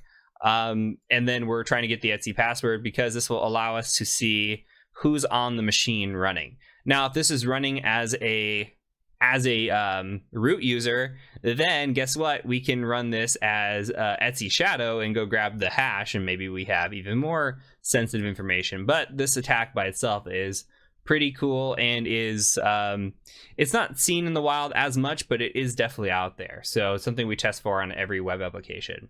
So what we're going to do here is we're looking for local files. Remember, this is local file inclusion. So no remote files, which is a different type of attack. LFI here, not RFI. So it looks like we're using action, search, action, and then this attack frame here. So I'm going to go ahead and just copy this. I'll show you why. Because I was looking at the application, and you can see that here's the index.php, p equals welcome. In here, it's very similar, p equals action.search. So this is on the search feature, it looks like it's happening, or on the action parameter. So we're going to go ahead and paste that in here. Make sure you've created an account, by the way. If you do not have an account created for this, then it is not going to work. I don't know if that says that in here, that you need to be authenticated or not. Oh, it does. Being authenticated. So if you're not authenticated, it will not work. So you can come in here, just come over here and paste, cross your fingers, and it works. So one thing I want to try real quick is like Etsy Shadow. Nothing. It was worth a shot. You never know. So we're not running as a user that can read the Etsy Shadow file. So in this instance, we're just looking at a user that can read the Etsy password. That's okay. We're not a high level user here. And what we can do is we scroll down to the bottom. We always know root's at the top. Scroll down to the bottom to see who your users might be. And out of anything that stands out in here, there's only one user, and that is our friend JP, who looks like his name is Jean-Paul. So I think we have a user here. So this explains why the JP didn't work for us before when we tried logging in on the machine, because John Paul was the user that we had, and he wasn't on that machine. So we were looking for John Paul. So now we found a little bit more information, and we can tie this all together, hopefully, and actually exploit this machine. So I'm going to go back. Where was the mount that I had? I'm going to go back in here and try SSHing again with this file and do a Jean Paul. And it's asking for a password key phrase. Okay, so there are two options that we can do here. Option number one is you are capable of brute forcing this key ID RSA. John the Ripper can take this and push it through. The issue is if the password doesn't show up in your word list, or the password is too strong, for example, then it's not going to work. We also have some information that we found before that might work out for us. We already know that John Paul, or JP, said in his to-do that he is a lover of what? Java. And he comes in here and we have a password saying, I love Java. Now, my hunch is this probably doesn't show up in RockU, and we can do a quick check on that actually. So let's just do a cat user share word list RockU like this, and you can just watch, and then we're just going to grep on this password. It doesn't show up. Like where if you wanted to grep on like pasta, you could see all the different times pasta shows up in this word list. So that if we were to run RockU against this with the word list, it wouldn't have worked. Now if we would have had a really good word list, possibly it shows up, but we already know a little bit about him. We're going to go ahead and try pasting that in, and of course it works. Jean-Paul really loves Java. So Jean-Paul at dev has logged in, and now we are the low-level user. So we'll do a quick ls, print working directory. We're in his home folder. There's nothing here. Some things that I like to do immediately. History check. Okay, it looks like somebody cleared out the history. Somebody ran a sudo-l in here, exited. Sudo-l is the second check that I like to do, or even first check that I like to do, because it tells us what we can run as sudo without a password. Okay, so sudo, remember, is what we can run as elevated privileges. So in this instance, we can run the zip feature with no password. So we can literally run sudo zip and it should work. Okay, so it's not requiring a password. Awesome. Issue here. how can we take sudo zip and abuse that feature for us to be able to escalate into root?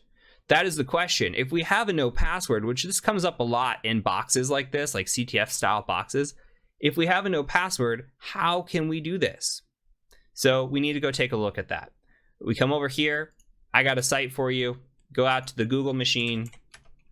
Okay. And you're going to type in GTFO bin, just like that. It's really GTFO bins, but we took what showed up first.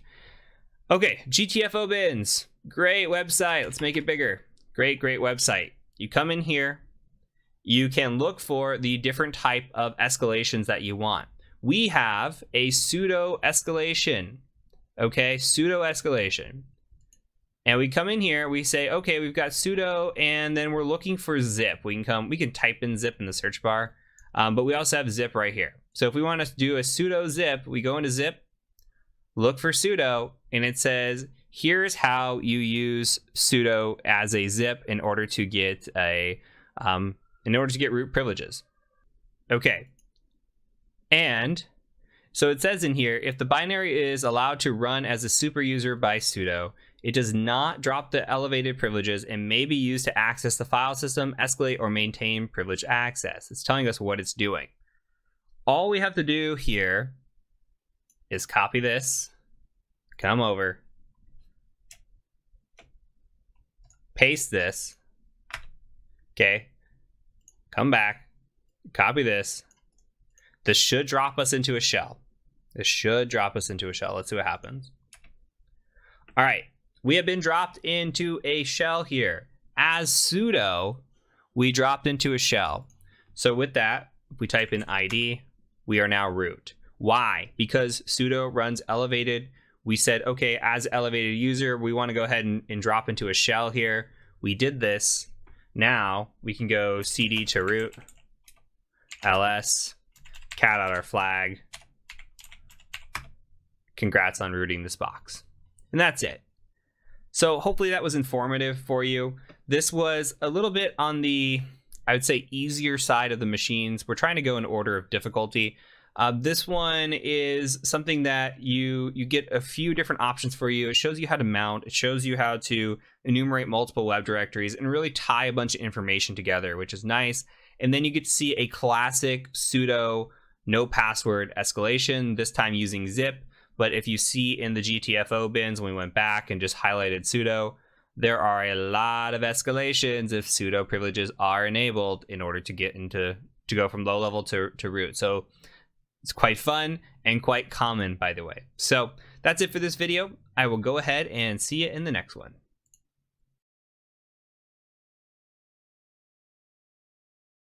On to the next machine, which is Butler. Now, Butler was created by Joe Helly, aka the Mayor. Thank you so much, Joe, for creating this machine for us. And this machine is going to be a Windows-based machine that is going to allow us to explore privilege escalation, since when we first used Blue went right to root for us. So this one's going to give us some experience with privilege escalation.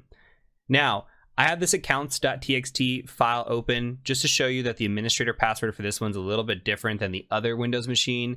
This file is included in your download. So if you downloaded this, you've installed it, you should have found the accounts. That way you can go and get the IP address that was pulled from this machine. So with that out of the way, I went ahead and ran nmap again, similar process. Now here we have 7680 open and 8080 open. I'm going to go ahead and you can ignore that for now. I'm going to go ahead and go out to the website 168.138.138. And we're going to see if it would help if I put 8080 on the end of it. We're going to see what's there. Okay.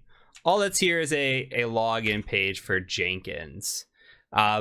So we don't have much here yet. There are a few things that we can do here. We can try to do some brute forcing. We can look for directory busting.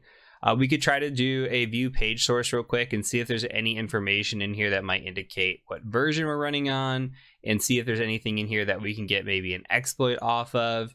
And really, there's not going to be much. We could go to Google and do a quick Jenkins exploit and see if we can find any sort of Jenkins exploits. And there's this here about attacking Jenkins. There's one here about attacking Jenkins. This one has remote code execution. And we can kind of click through these and see what we're looking at for this. So it looks like 2015 Jenkins has some deserialization attacks. 2018 had authentication bypassing. And it looks like, let's see, we've got check script, remote code execution. There's a lot of different, looks like, attacks in here. There's some password spraying that you could do against this, which we'll talk about here in a minute. Dumping secrets, Groovy scripts, reverse shells with Groovy. Okay, so there's quite a bit in here. This one is a little bit, let's see if it's the same or not. This is saying, hey, here's how you get code execution. There's 3 ways to get code execution, which ideally we want code execution. We could do some brute forcing here, but I'm going to show you a way to do brute forcing without having to do this. We can do some remote code execution, and it shows, hey, there's a few different ways to do it. In this instance, we're going to need authentication. There's no way around this. For using Jenkins, we need authentication to get in here. So it's pretty neat. They show you a few different ways to get this exploit, and everything's pointing back to Groovy, or it looks like there's a PowerShell way of doing it, which is neat. This article here tells you, hey, when you're logged in, you can log in, and it shows you how to attack this. This looks a little bit older. So there are ways around this, and we can do some research into this to see, okay, how do we exploit Jenkins? All signs so far are really pointing to authenticated attacks. There are some here that are older that looks like they're bypassing authentication. Just to save time and skip ahead, we're going to go ahead and avoid those, though it's not out of the realm of possibility that you explore those, go down these rabbit holes, check it out, see if there's any sort of attack that you can exploit here. So our main focus is, how do we log into this application? We haven't found any sort of version information, which is unfortunate. The other thing that we can do is we can go to Google and we could say Jenkins default password. And it says the default password is admin password, which is what's created the very, very first time you log in. I think it asks you to change it once you log in, though I am not 100% confident on that. And we can come in here and try admin password. And we're going to see that doesn't work. Unfortunately, we don't have default credentials here. So we have the possibility of doing some brute force directory busting on this. Maybe there's a configuration file or something sitting on the back end that we can get access to. I'm going to tell you, just to save time, that is not the case. Though if you're thinking through that methodology or that mindset, that's fine. I think that's okay. The other option is this port here, this 7680. We could try connecting to this. You can use Netcat, you can use Telnet. There's options here where you can try, for example, you could try telnetting, but you could do apt install telnet because it doesn't come by default anymore. And then you would just go telnet, IP address 138.138, and then that port number, which would be 7680. And you could see what's listening on there. This is a odd port. It's trying it, it's not connecting. It's one of those weird ones that you don't really see that often. And I'm telling you from my experience, I don't see that often. You can go out and Google, hey, what does this port do? You could also go and say, hey, I know this port's open, so I'm gonna go ahead and just try 7680 here. That's gonna stall out. It's not a web address either. So we're running out of options on how to actually connect to that. That could be a false positive that it came back on as well. We're not sure because we're not getting any actual connection into that machine. So with that being said, we need to brute force Jenkins. Now you saw Metasploit had a module. Somebody showed that in one of these. We're going to do it the burp suite method because that's my favorite go-to. And I'll show you the burp suite method. If you want to play around with some of these other methods, like that's shown in here. Sorry, I'll make this bigger, but that's shown in here. Feel free to go use this in Metasploit and see if you can brute force passwords, usernames, etc. But from here, what we're going to do is we're going to use burp suite. So I'm going to use a tool called Foxy Proxy. Since we're in 2021, I'm going to go ahead and show you how to install this just to get this up and running. If you just type in Foxy Proxy, literally go the first link you get with standard. Go in here, hit install. Mine's already installed, so it's going to ask me to remove it. All you got to do is install it. It should show up right here in the corner. Little fox, okay? You go to options for your first time setting it up. And in here, all you want to do is hit add. And then I'm going to cancel this. Let's edit this so you can see what my settings are. I just named it burp 127.0.0.1, our local host, and our port of 8080. What this does is we use Burp Suite once in the course, and we had to go in and change our settings and our preferences and come in here. This just does it for us automatically with like the flip of a switch. So when we open up Burp Suite, let's go ahead and do that. You can just type in burp up at the top and open up Burp Suite. So we're going to use this proxy, right? We're going to proxy through this. I'm going to cancel any requests for updates. We're just going to use what's in here. This is 2021 2.1, which is new enough for me. I've made my font size really big, so yours might look a little bit different. This is just for video recording purposes. But in here, we have a proxy. Okay, this is what we're going to be listening on. We're intercepting some traffic. We showed this a little bit in the last, the enumeration section. But here you can see 127.0.0.1.80.80 is where the traffic is flowing through. And I'm going to go ahead and intercept traffic. So like I'm going to come in here and I'm going to say admin password on this attempt, which I know is not going to work. But we have the traffic now intercepted, hopefully in our Burp Suite. Maybe if I actually turned on this would work. Let's try admin password.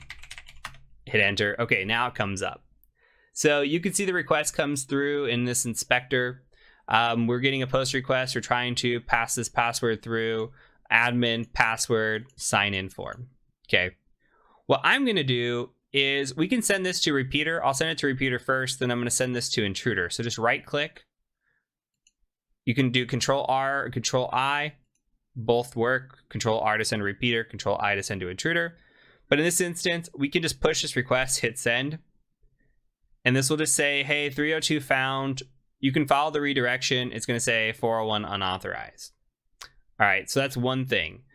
We could see in here that the set cookie comes remember me equals, and there's nothing in here. So that could be something to look forward to a little bit later.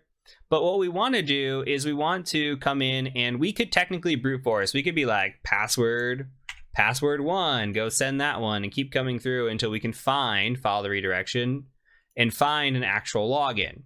Doing this with repeater will take forever. Good thing is we have something called intruder.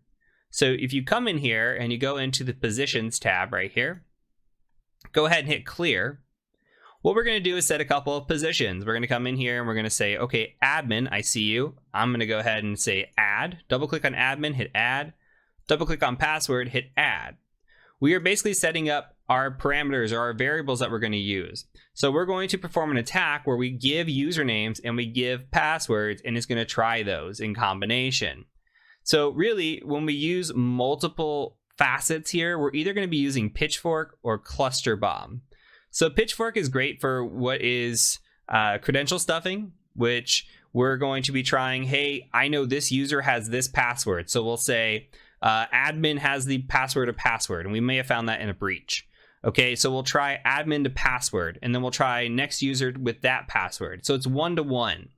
Now, Cluster Bomb is, I'm going to try every single user with every single password in the list. So if I've got 5 users and 10 different passwords, that's going to be 50 different attempts because it's going to try user 1 with all 10 passwords, user 2 with all 10 passwords, and so forth. So we're going to use a cluster bomb attack because we have no idea what the username or the password is. Now, in order to save time, I'm going to just type in a few different payloads here. Realistically, we would guess some different usernames that would go in here. Like, for example, admin, administrator, Jenkins. Okay, if we knew like an IT person or somebody who might be running this, we might put in their name. But in this instance, we might just want to run with these 3. And then on a bad password list, we might just go copy like the worst 100 passwords or worst 500 passwords and then just hit paste and paste it in here. In this instance, I'm going to type out some bad passwords. So maybe password, Jenkins. How about password with a capital P, Jenkins with a capital J? Okay, something like password 1, etc. Now we have 3 different users, 5 different passwords, 15 different attacks. 3 times 5 is 15. So we're going to try admin first with all these passwords. Then it's going to go through and try administrator with all these passwords. Then it's going to try Jenkins with all these passwords. Okay, so we're going to hit start attack. And what's going to happen is it's going to start pushing through. And we have to be very cognizant and watch this and watch for any sort of changes that might happen in this. Okay, it's very, very subtle. Okay, when we're looking through this, if there's a status change, sometimes these will go like 401, or we could follow the redirection in the settings, by the way. We could select that. There's also advanced stuff that we'll get into with, like, we can use grep to look for different changes in here. We'll talk about that a little bit later, but we also cover that in the external pen test playbook course, because that is something that we do when we're doing password spraying attacks. Here in this instance, we are looking for subtle changes, like the length that is here. If you notice, everything's 302, so there's no difference in status changes. There's no difference in like error codes or anything. What we're seeing though is 318, 318, 318, 318. All of a sudden there's a 314 on Jenkins. What changes here? What is the response that changes compared to this?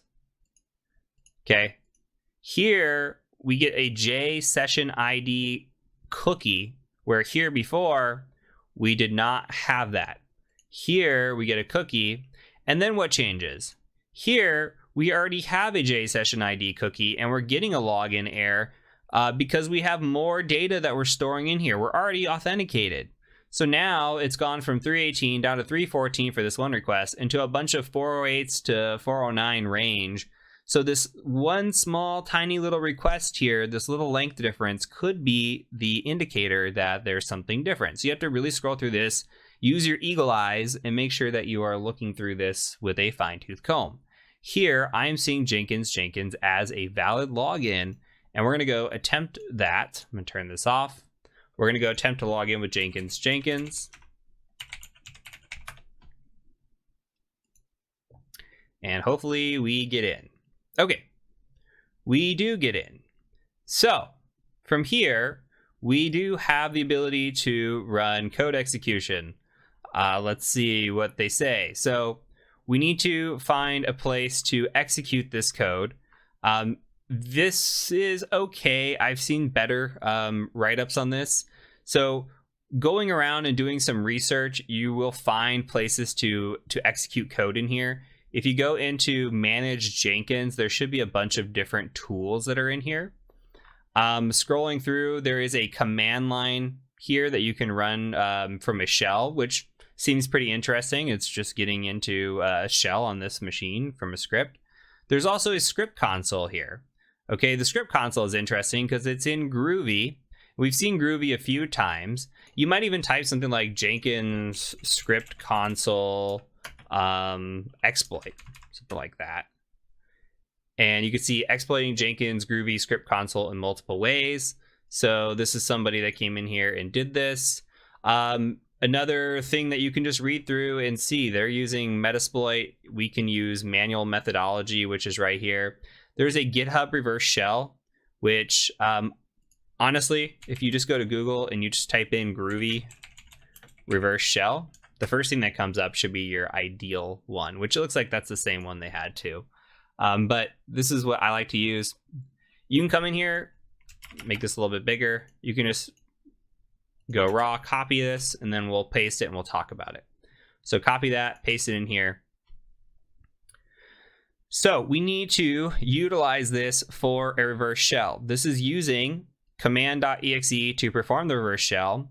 It's giving the port of 8044. You can choose whatever port you want here, but I'm going to keep it the same. Why not keep it simple? Okay, so I'm going to make this bigger. Netcat MVLP 8044. We'll set up a listener. On here, we have localhost. We're not running localhost, okay? We're going to give it 192.168.138.131 or whatever your attacker IP is. So whatever your IP of your Kali Linux machine is, this is what you want to get. So this is just a reverse shell. All it is written in is Groovy instead of the other ways that you've seen it so far. So it's going to reach out to us on this port, and when it reaches out to us, it's going to execute command.exe. Here's the whole process of that code. All we have to do is execute this, which I might need to make this a little bit smaller to actually see that. Let's see, we'll just go all the way over to the right, and I'll just run this.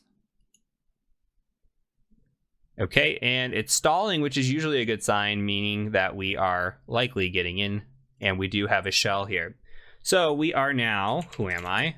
We are now Butler on Butler. We are not system. We're not authority system. So we need to take this a little bit further and see if we can elevate privileges. Now, there are several tools and methods that we can utilize. We are going to look at a classic form of privilege escalation on this machine. If I were going through this machine, the first thing that I would do is I'd look at system info. I would want to know what machine this is, what the build is. You can see we're running on Windows 10. If this was running on an older edition, this is a Windows 10 Enterprise, which is nice. We're running on Windows 10, so the chances of there being an exploit for this build may be pretty low. I would look at this build, see if there's anything there that we can use or abuse in order to get escalation. But the intended path on this, as of right now, is a different method. So we're going to look through that, and I'm going to show you kind of the basic enumeration process that we can use. Again, if you're curious and seeing this in way more detail, you are welcome to join us in the Windows Privilege Escalation course and go through this a little bit more. So with that out of the way, there is a tool out there called WinPeas. So I'm going to go back. I'm kind of already cheating and going ahead because I downloaded this earlier. But if you search WinPeas, remember LinPeas? This is the Windows version of LinPeas. So just go to the first thing that you see. Now in here, if you scroll down a little bit, they have the different, they'll have different downloads. So we can go into the exe here, WinPeas exe, and you'll see an SLN. We don't want the SLN. We just want to be able to download the latest. So go into download the latest version. We're not going to compile this. We're just going to trust what they've got. So come in here, download WinPeas x64.exe right here. All right, I'll say okay on this because I want to show you again what I do. If you come into root and you open a new tab, make sure you move this. So I don't know if I actually downloaded it. Let's see. WinPeas, I didn't download it, but I moved WinPeas, whatever it's called, WinPeas 64. Make sure you do that. Move that into your transfer folder, or ensure that you're going to have it where you want to host it. I actually just moved it and I renamed it winpeas.exe because it's a lot easier to just type that out on a machine. And so a little bit keeping it simple. So with that, I'm going to go ahead and just do this, which is Python 3-m for module, http.server, and port 80. So we're going to host up this transfer folder. In here, I'm going to go ahead and go to my shell, and I want to go to my user folder or somewhere that I can write. It looks like I'm in the Jenkins folder, but I like to go, first of all, cdc user. Okay. Actually, cdc users. Do a dir in here. Butler should have read access or read write access, so we're going to go there first. What we might do too is see if there's anything in here. Like we might look at like he's got some downloads in the downloads folder. It looks like an indicator in here is looking at the different times. Sometimes when you're doing these CTF machines, like what was the last time this is updated? So there might be something in the downloads folder that could be of interest, like CD downloads. Go dir real quick. Looks like WiseCare 365 was installed. Who knows what that is? That could be something of value to us later, but that is not. That is information. It's just not exactly what we're looking for at this exact second. We can go around, maybe CD to the desktop, see if there's anything there. Nothing there either. Okay, so we just want to be able to put a file somewhere that's writable. So I'm gonna put WinPeas here in Butler's folder, just his base folder here for his user. And all we're gonna do is use a tool called certutil to transfer this over. So certutil.exe, we're going to do a dash URL cache like this, dash F for file, and then we're going to grab the 192.168.138.131/WinPeas. We're going to call it WinPeas.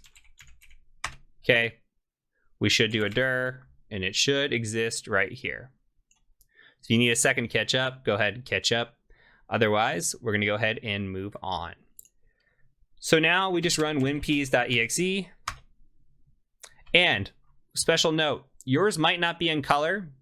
You can run this reg add command, or should be able to run this. I'm not sure as a lower level user actually. So you might have to suffer through the first time with seeing it not in color, but just follow along on my screen if you can't run this reg add, but you're gonna have to run this and then run this again.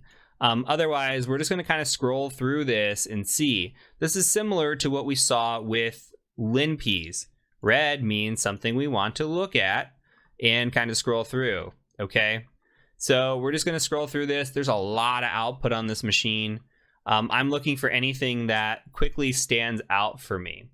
These protection enabled, they really don't matter to me at this moment. I'm looking for something that might just like, hey, this immediately stands out. So it's giving us drive information. Most of this is just disk enumeration at this point. Nothing of value so far. It's looking up printers, tells printers, is looking up named pipes, which is fine. Going through, this is telling us explicit credential events, which these are plain text credentials if we have them. I'm not seeing anything here. So we'll scroll through these, keep going. Printing account logon events, these are just events again. So WinPeas has gotten beefier over the years. It used to be pretty quick to scroll through. I'm going to actually cheat a little bit and scroll down. PowerShell script blocks. Let's keep going here. Okay, users information. It's telling us the users on this machine. And again, this is all different kinds of enumeration. Now, the SE impersonate privilege could be good for a potato attack, but that's a different type of attack. We're not looking for that at the moment. But that could be something, that's why it's highlighted in red, something we do cover in the escalation course. So it's telling us more about user accounts that are on this machine, any sort of RDP sessions that might exist, any sort of folders. Heavy, heavy, heavy enumeration to scroll through.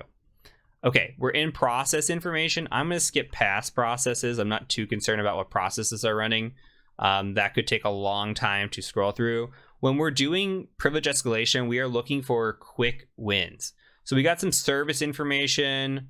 And in here, there are some, okay, something does show up, and this is all lighting up red. So I'm looking and reading through here. We have the ability to modify services. Like we have the ability to modify Jenkins.exe. Perhaps we can modify that and write a shell code here and get a shell since we're running as this user. But I'm not sure that that's going to run as administrator. It looks like file permissions here. We would have to be able to hijack that binary. So I'm going to scroll through. Again, this is disabled. We might be able to enable this. VMware, I don't ever attack. I don't know if that's really truly an attack method, even though it shows up a lot. The other one that showed up that's interesting is here. We have this WiseBoot Assistant, which was that WiseCare that we saw downloaded. So that's of interest because we did see that downloaded. We do see this running. And what's weird is, okay, it's running, it's auto running, and it says no quotes and space detected. It said you can modify this service, all access, file permission is run as administrator. That's very, very interesting. So let's talk about what we're seeing. And I know this could be a little bit overwhelming because this is just kind of throwing privilege escalation in your face from a Windows perspective. And that can get pretty messy pretty quick depending on what you're looking for. What we're looking at here and why this is important is we're looking at a privilege escalation that will allow us to get system on this machine. And this is called unquoted service paths. I'm going to show you what this looks like on the Windows machine. But basically what's happening is the service executable that is here, the service executable, it is located in a path that is not enclosed in quotes. Okay, so you see no quotes, and there's a space detected. So you see a space, you see a space. Okay, the issue here is that when we're running this, when Windows runs this and it looks for this service, when you start the service up, it's literally looking for every instance that exists before the space and it's trying to add .exe. So it first tries cprogram.exe, then cprogramfiles.exe. Okay, it keeps going on. Here, cwise.exe or wise/wise.exe, wisecare.exe. Okay, and what's happening is, I think my machine might have just shut down on me. I'm going to go ahead and turn this back on. As I was going to show you, what's happening is we can take an executable, malicious executable, basically malware, and we can upload it to this machine, place it in one of these folders. We don't have to overwrite this, by the way, not the boottime.exe. We can literally just write something called wise.exe. As long as we have permission to write into this folder, we can do that, and then we can run it, and hopefully we can get a shell out of that, because the system is going down and it's looking for wise.exe, and when it finds it, it will run that first, and then we're going to attack it based on this. So I want to show you really quick on the Windows side of the things. Of course, I am locked out of the administrator account as well. Okay, so what I've done in here is I've gone out and I've looked for this service in the regedit. You don't have to follow along, but this is an HKey local machine system, current control set, services, and then the Wise boot assistant. When we say unquoted service path, if we look at this image path here, there should be, to prevent this attack from happening, quotes around this. There are not quotes around this. So this is called an unquoted service path, meaning we're not taking the literal path of this. Thus, when we run C program files x86 wise all the way through for this boot time, it's going to do those checks. Now, I don't know if we have write permissions to the C program files folder as a user, but we certainly should have write permissions here since we installed this, it looks like, as the user. So if we have write permissions to this wise folder, we can go ahead and just drop a file in there called wise.exe, and it will try to run wise.exe in that folder. Okay, so it'll go C program files, wise.exe. It's going to exploit this situation here, and hopefully we will get a shell out of this. So let's go ahead and give this a try. What I'm going to do is I'm going to scroll all the way down here and look at all this mess. There's a lot. Now, there are other tools that could easily identify this, by the way. Like this tool is probably the most comprehensive, and that's why I showed it to you. But there are tools called PowerUp, which will do this. There are exploit checkers that will do this. There are other ways to run through machines like this and do escalation checks. I'm showing you the most probably popular tool, but it is the most comprehensive and it can be overwhelming. So please don't feel overwhelmed. You will, with practice and over time, learn how to decipher this, read through it really fast, and know kind of what you're looking for, train your eyes for those things. Again, this is just introductory, ground level type stuff. So what we want to do is we want to generate some malware. I'm going to go ahead and stop sharing this folder real quick because I'm going to put malware into this. So we're going to use MSF Venom, and we're going to use this to generate some shellcode here. Okay, so we're going to do a payload of Windows x64. We're going to do a shell reverse TCP. And if you wanted to do this with Metasploit, you could do like Meterpreter, go down that path, etc. For this instance, we're going to use no Metasploit. We're just going to do this all manually. We're going to give our listening host, which is us, 192.168.138.131. This is your attacker machine. We're going to give a listening port. I'm going to call this 7777. Do a file type of executable and an output of wise.exe. You could also do this as wise.exe, just like that. All right. So we're going to go drop this once it generates into the Wise folder. So I'm going to go ahead and put this back up as a transfer. So my transfer folder is back up and running. I'm also going to open a new tab, and I'm going to netcat nvlp, and we're going to listen on all 7s because that's where we said that this is going to work. So we know this is 64-bit architecture. We saw that, by the way, when we were running system info. We saw that this is Windows 10, 64-bit architecture. So this is all from our little bit of enumeration that we did.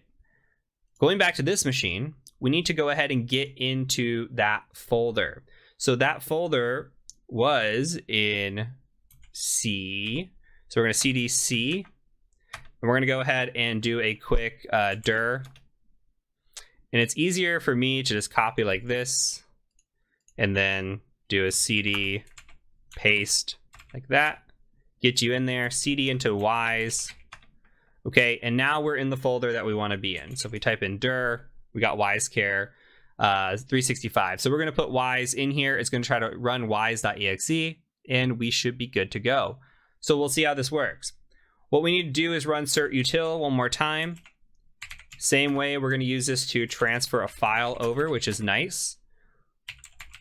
HTTP, just like this, 192.168.138.131/wise.exe. And we're going to call this wise.exe, just like that. Hopefully it comes over. Do a dir. Okay, it's sitting in here. That's great. Now the question is, how do we run this? If we just do a ./ or if we just go wise.exe, don't hit enter. If we do wise.exe, that is going to run this as the regular user. It's going to run it as Butler. You will pop a shell back here as Butler, and we will have gain no ground whatsoever. So what we need to do is we need to stop the service that's running. Now the service that's running is the Wise Boot Assistant.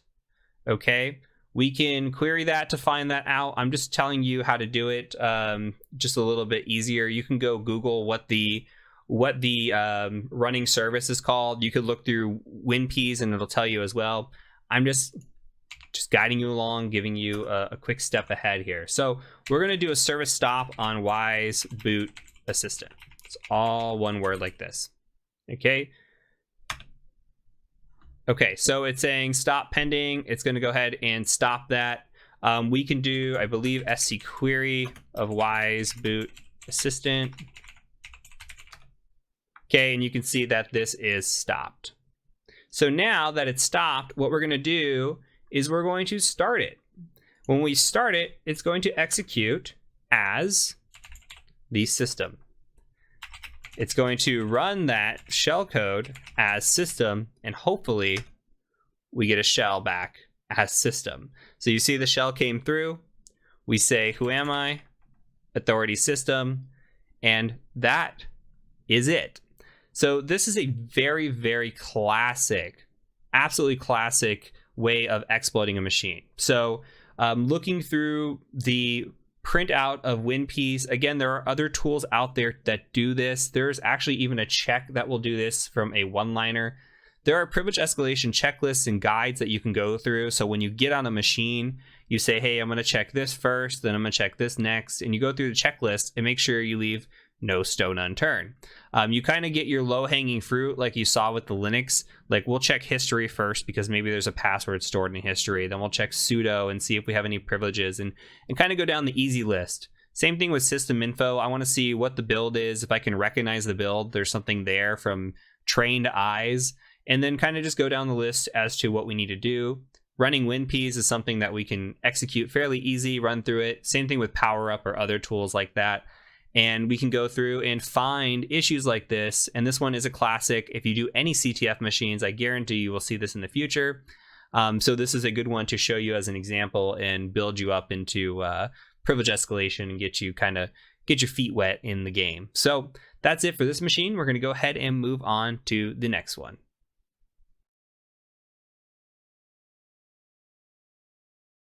Welcome to this box titled Black Pearl. This box was created by Alec and is a Linux machine. Thank you, Alec, for creating this machine. We're going to go ahead and start off with our Nmap scan. as always, if you haven't found your IP address, go do that. Get your Nmap scan going. If you just want to follow and watch along and continue from here, that's fine too. Now, our Nmap scan only shows us here with port 22, DNS 53, and port 80.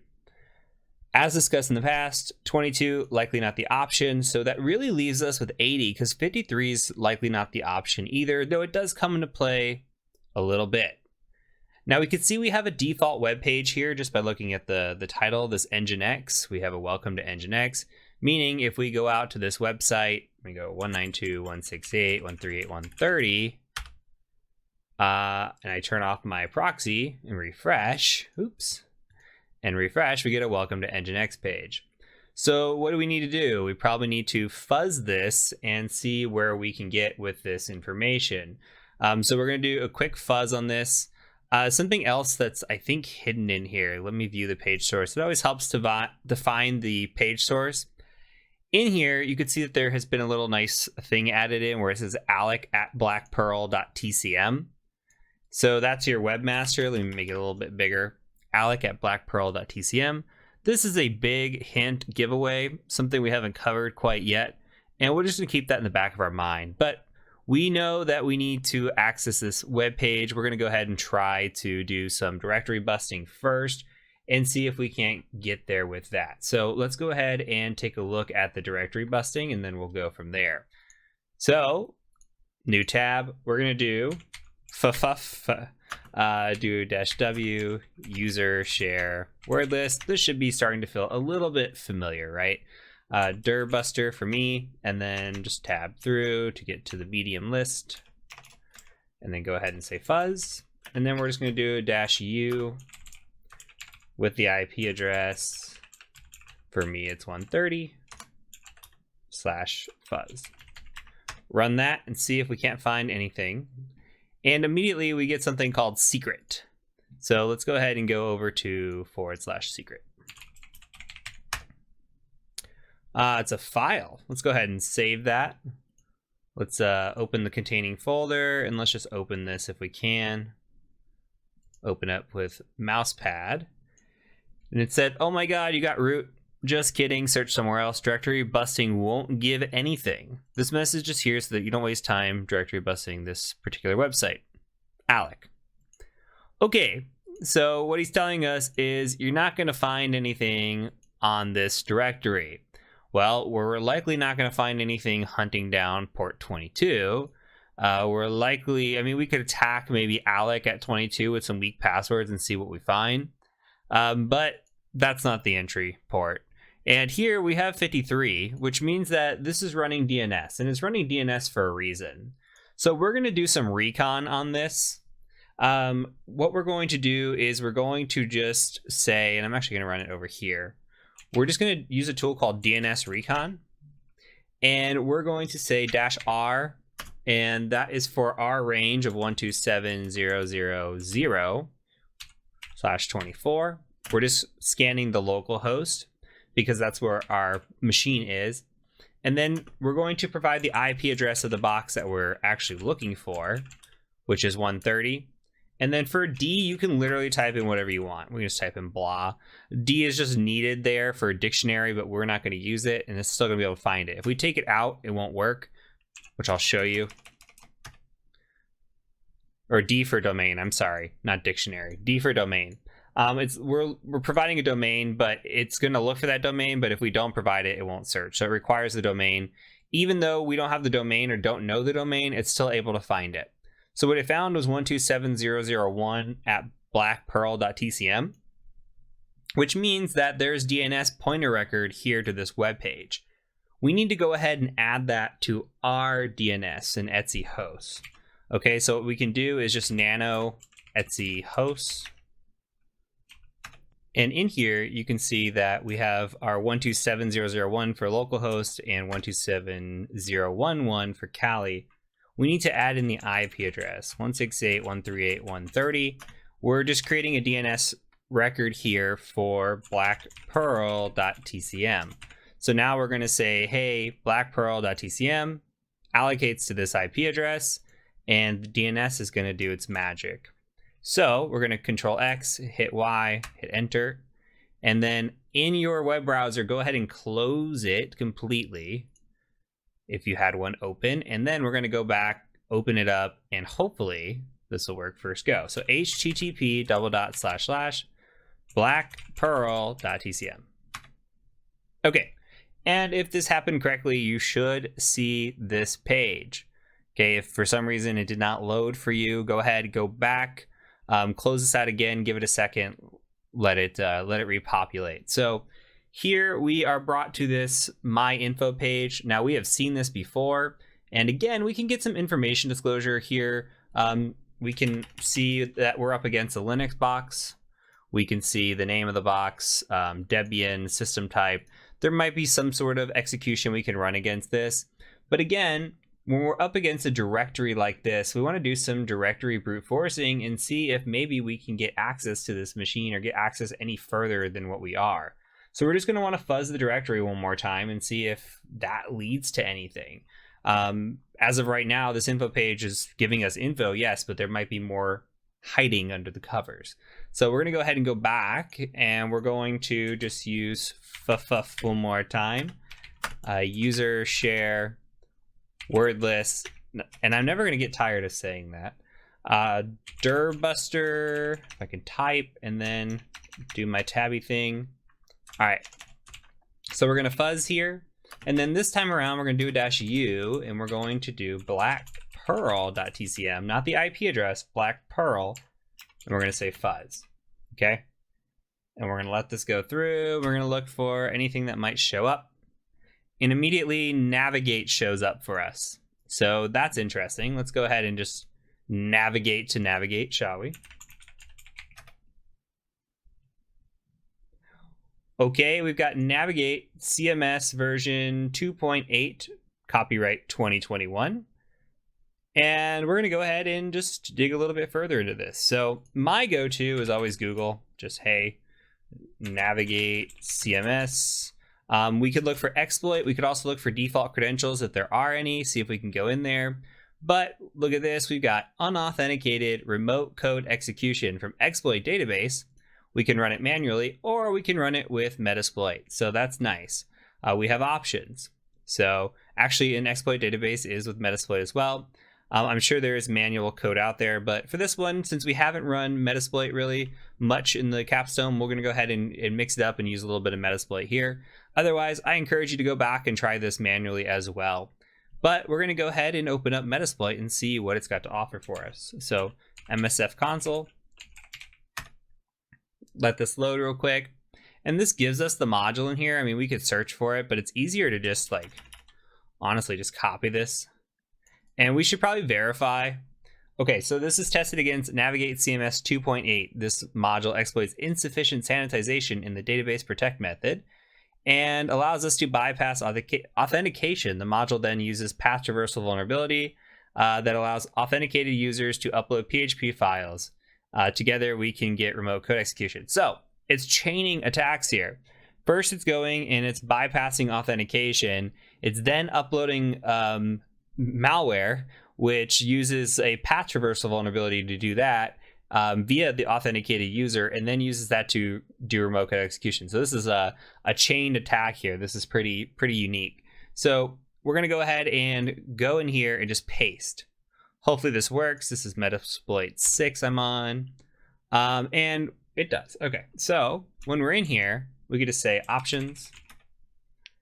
And we're asked for an R host. We're asked for our port. We have our R port. We're asked for our L host, which is fine, I think. And then all we need is to just set that. PHP interpreter reverse TCP looks good, I think. All we're going to do is just make sure we set our R host here, which is going to be 192.168.138.130. But we also need to set the server virtual host. So we're going to say set vhost to blackpearl.tcm. Okay, everything else looks good. This is automatic target. We could do a show targets real quick and see if there's any other targets. There's not, just automatic. This is our attacker IP address, so that's fine. All ports fine. / navigate as the target URI looks fine. I always like to do options one more time, just get the visual of it. Everything looks good to me. So I'm gonna go ahead and just hit run, cross my fingers, hope and pray. Looks like we're getting a Meterpreter session back. So let's hit enter. Might be rushing the process here a little bit. We'll see if it works. Might take just a second to load. Okay, and from here we have a shell, so we can jump into a shell by typing shell. And in here, we don't see anything, but if we do who am I, you can see www-data, which means we're going to have to do privilege escalation again. Now we are in this funky little area. We don't see like a shell, a normal shell type, right? We don't see like, hey, user at machine name.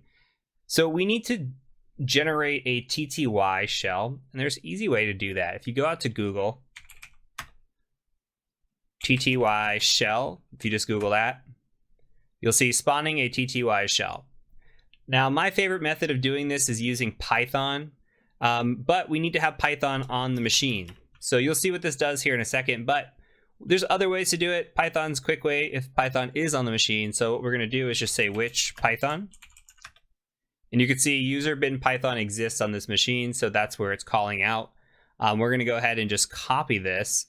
And I'm going to modify this a little bit. I like bin bash over just sh. So I'm going to open this up in a notepad or a text editor, paste this in here, add a BA in front of that for bash, copy, and then we're going to go paste this into this shell.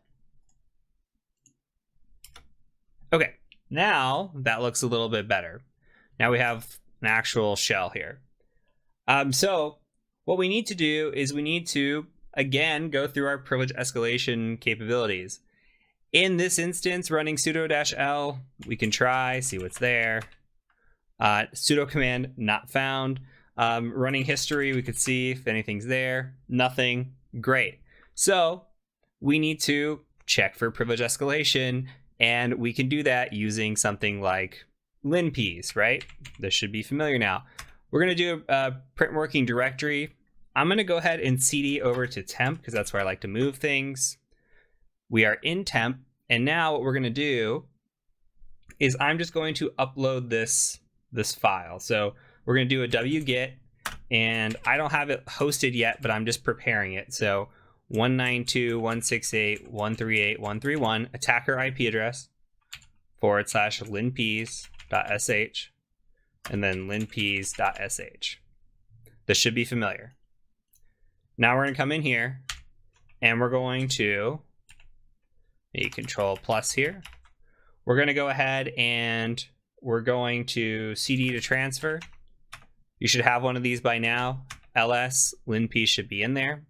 So all we're going to do is python 3-m simple HTTP server. I'm thinking of my Python 2 days, and port 80. Now we should be able to run this. Okay. Let's go ahead and let's see if it actually generated.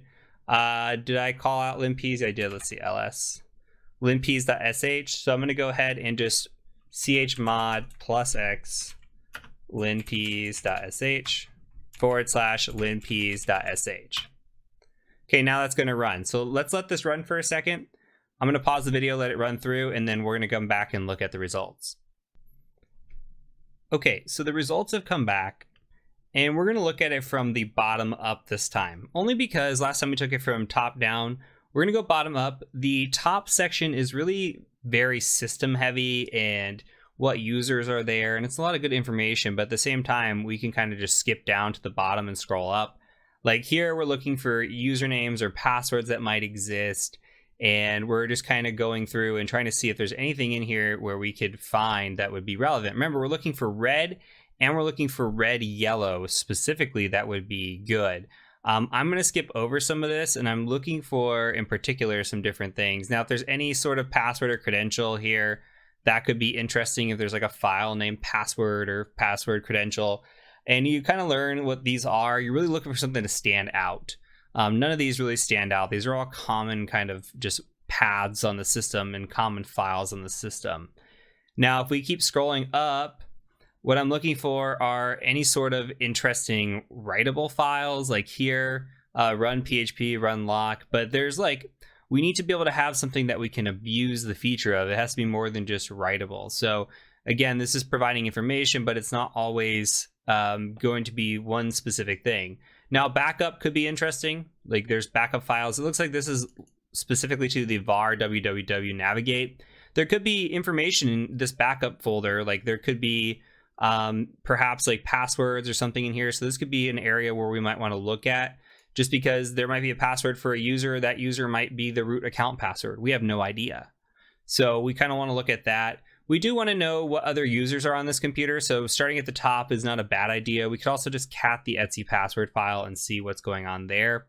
In this instance, we see root, we see www-data. There might be more users. We're not sure quite yet. Keep scrolling up. Let's see if there's anything in here. Capabilities could be a possibility for us to look through. We'd have to look at GTFO bins and see. This is something that's a little bit beyond the scope of this course, but it is covered in the Prevest courses. And we're going to keep scrolling up. And this is where this gets a little bit interesting, especially when I start seeing unknown SUID binaries. So let's talk through the SUID and the sticky bits and all that good stuff real quick. So this is actually a great example. So we're looking in here, and we have what is called an SUID set. Now, if you remember or recall from our early Linux lessons, we have file permissions. We have read, write, execute. Let's scroll down a little bit, like right here. Read, write, execute. This is the root setting, okay? This is the owner setting, I should say. Owner of the file, this is the setting. Read blank S, okay? This is actually SGID. This is, okay, let's pretend this says execute, like this right here. Read blank execute. So this is the group setting. Anybody belonging to this group has read and execute permissions. They do not have write permissions. Anybody in this one, okay, this is global. This is read, execute again.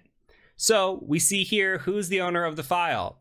When we're looking at all of these, we see root owns all of these different binaries here. Okay, now let's talk about SUID. You see, instead of read, write, execute, we have read, write, S. Okay, S is our SUID. This means that we can run this, and whenever we run this here, we have the ability to run this as the user that owns it. This is a, and the SUID, we're on the root here, or the owner, sorry, we're on the owner. So we can run this as the person that owns it, which is root. Now you see down here what is called an SGID, which means we can run as the group, and that's sticky right here. Or it's an S right here. I keep calling it sticky. The sticky bit is when it's in this. When you see an S in this area right here for everybody else, that's called the sticky bit. Here's SGID, and in this group setting, it's an SUID. When we look at SUID, it's very interesting because we have root ownership. We can run this binary as root and abuse that feature. Now, there is a quick way to do this, and I can show you how the script is running this, but this is really just looking for permission settings. So we can come through and look, and if you ever go through a checklist, you'll see something like this, where it's just doing a quick find command, and it's looking to see if it can find the permission settings on these. Okay, so permission is going to be 4000, and this is looking specifically for that SUID, and we're just going to put this to dev null here. And now you find all these in a much cleaner setting. So from our perspective, what we want to do is look at this, because not having the SUID enabled does not necessarily make it vulnerable. But we have a great website that we looked at earlier, GTFO bins, okay, .github.io. And we can do something like this. We can come in here and say, okay, we've got SUID. And then maybe we want to start looking through some of these, like maybe like, I don't know, mount, for example, if we can come through, see if mount's in here. Mount, when I'm looking right here, not there. This new GRP, not there. PHP is there, even though it's 7.3. PHP is there, so maybe we want to open that. Like switch user SU, I don't see it in here. And you would just go through this list and say, okay, does anything on this list stand out as being a privilege escalation? Now, you are not expected to remember all these. There are some that you will see and it will stand out because you've done it time and time again. But for this situation, this is absolutely what the GTFO bins was built for. So we could scroll down over to SUID and click on it, and it says, if the binary has the SUID bit set, it does not drop the elevated privileges and may be abused to access the file system, escalate, or maintain privilege access as a SUID backdoor. Okay, if it is used to run sh-p, omit the -p argument on systems like Debian that allow the default sh shell to run. So it's giving us some instruction here, okay? So all we need to do on this is we just need to run the PHP, and we need to run it with this rest of this setting here. Okay, that's really it. And we're going to call out that binary specifically. So you copy this, come back in here. We see the binary is sitting in user bin PHP 7.3, and it shouldn't matter that it's PHP 7.3. Just paste the selection.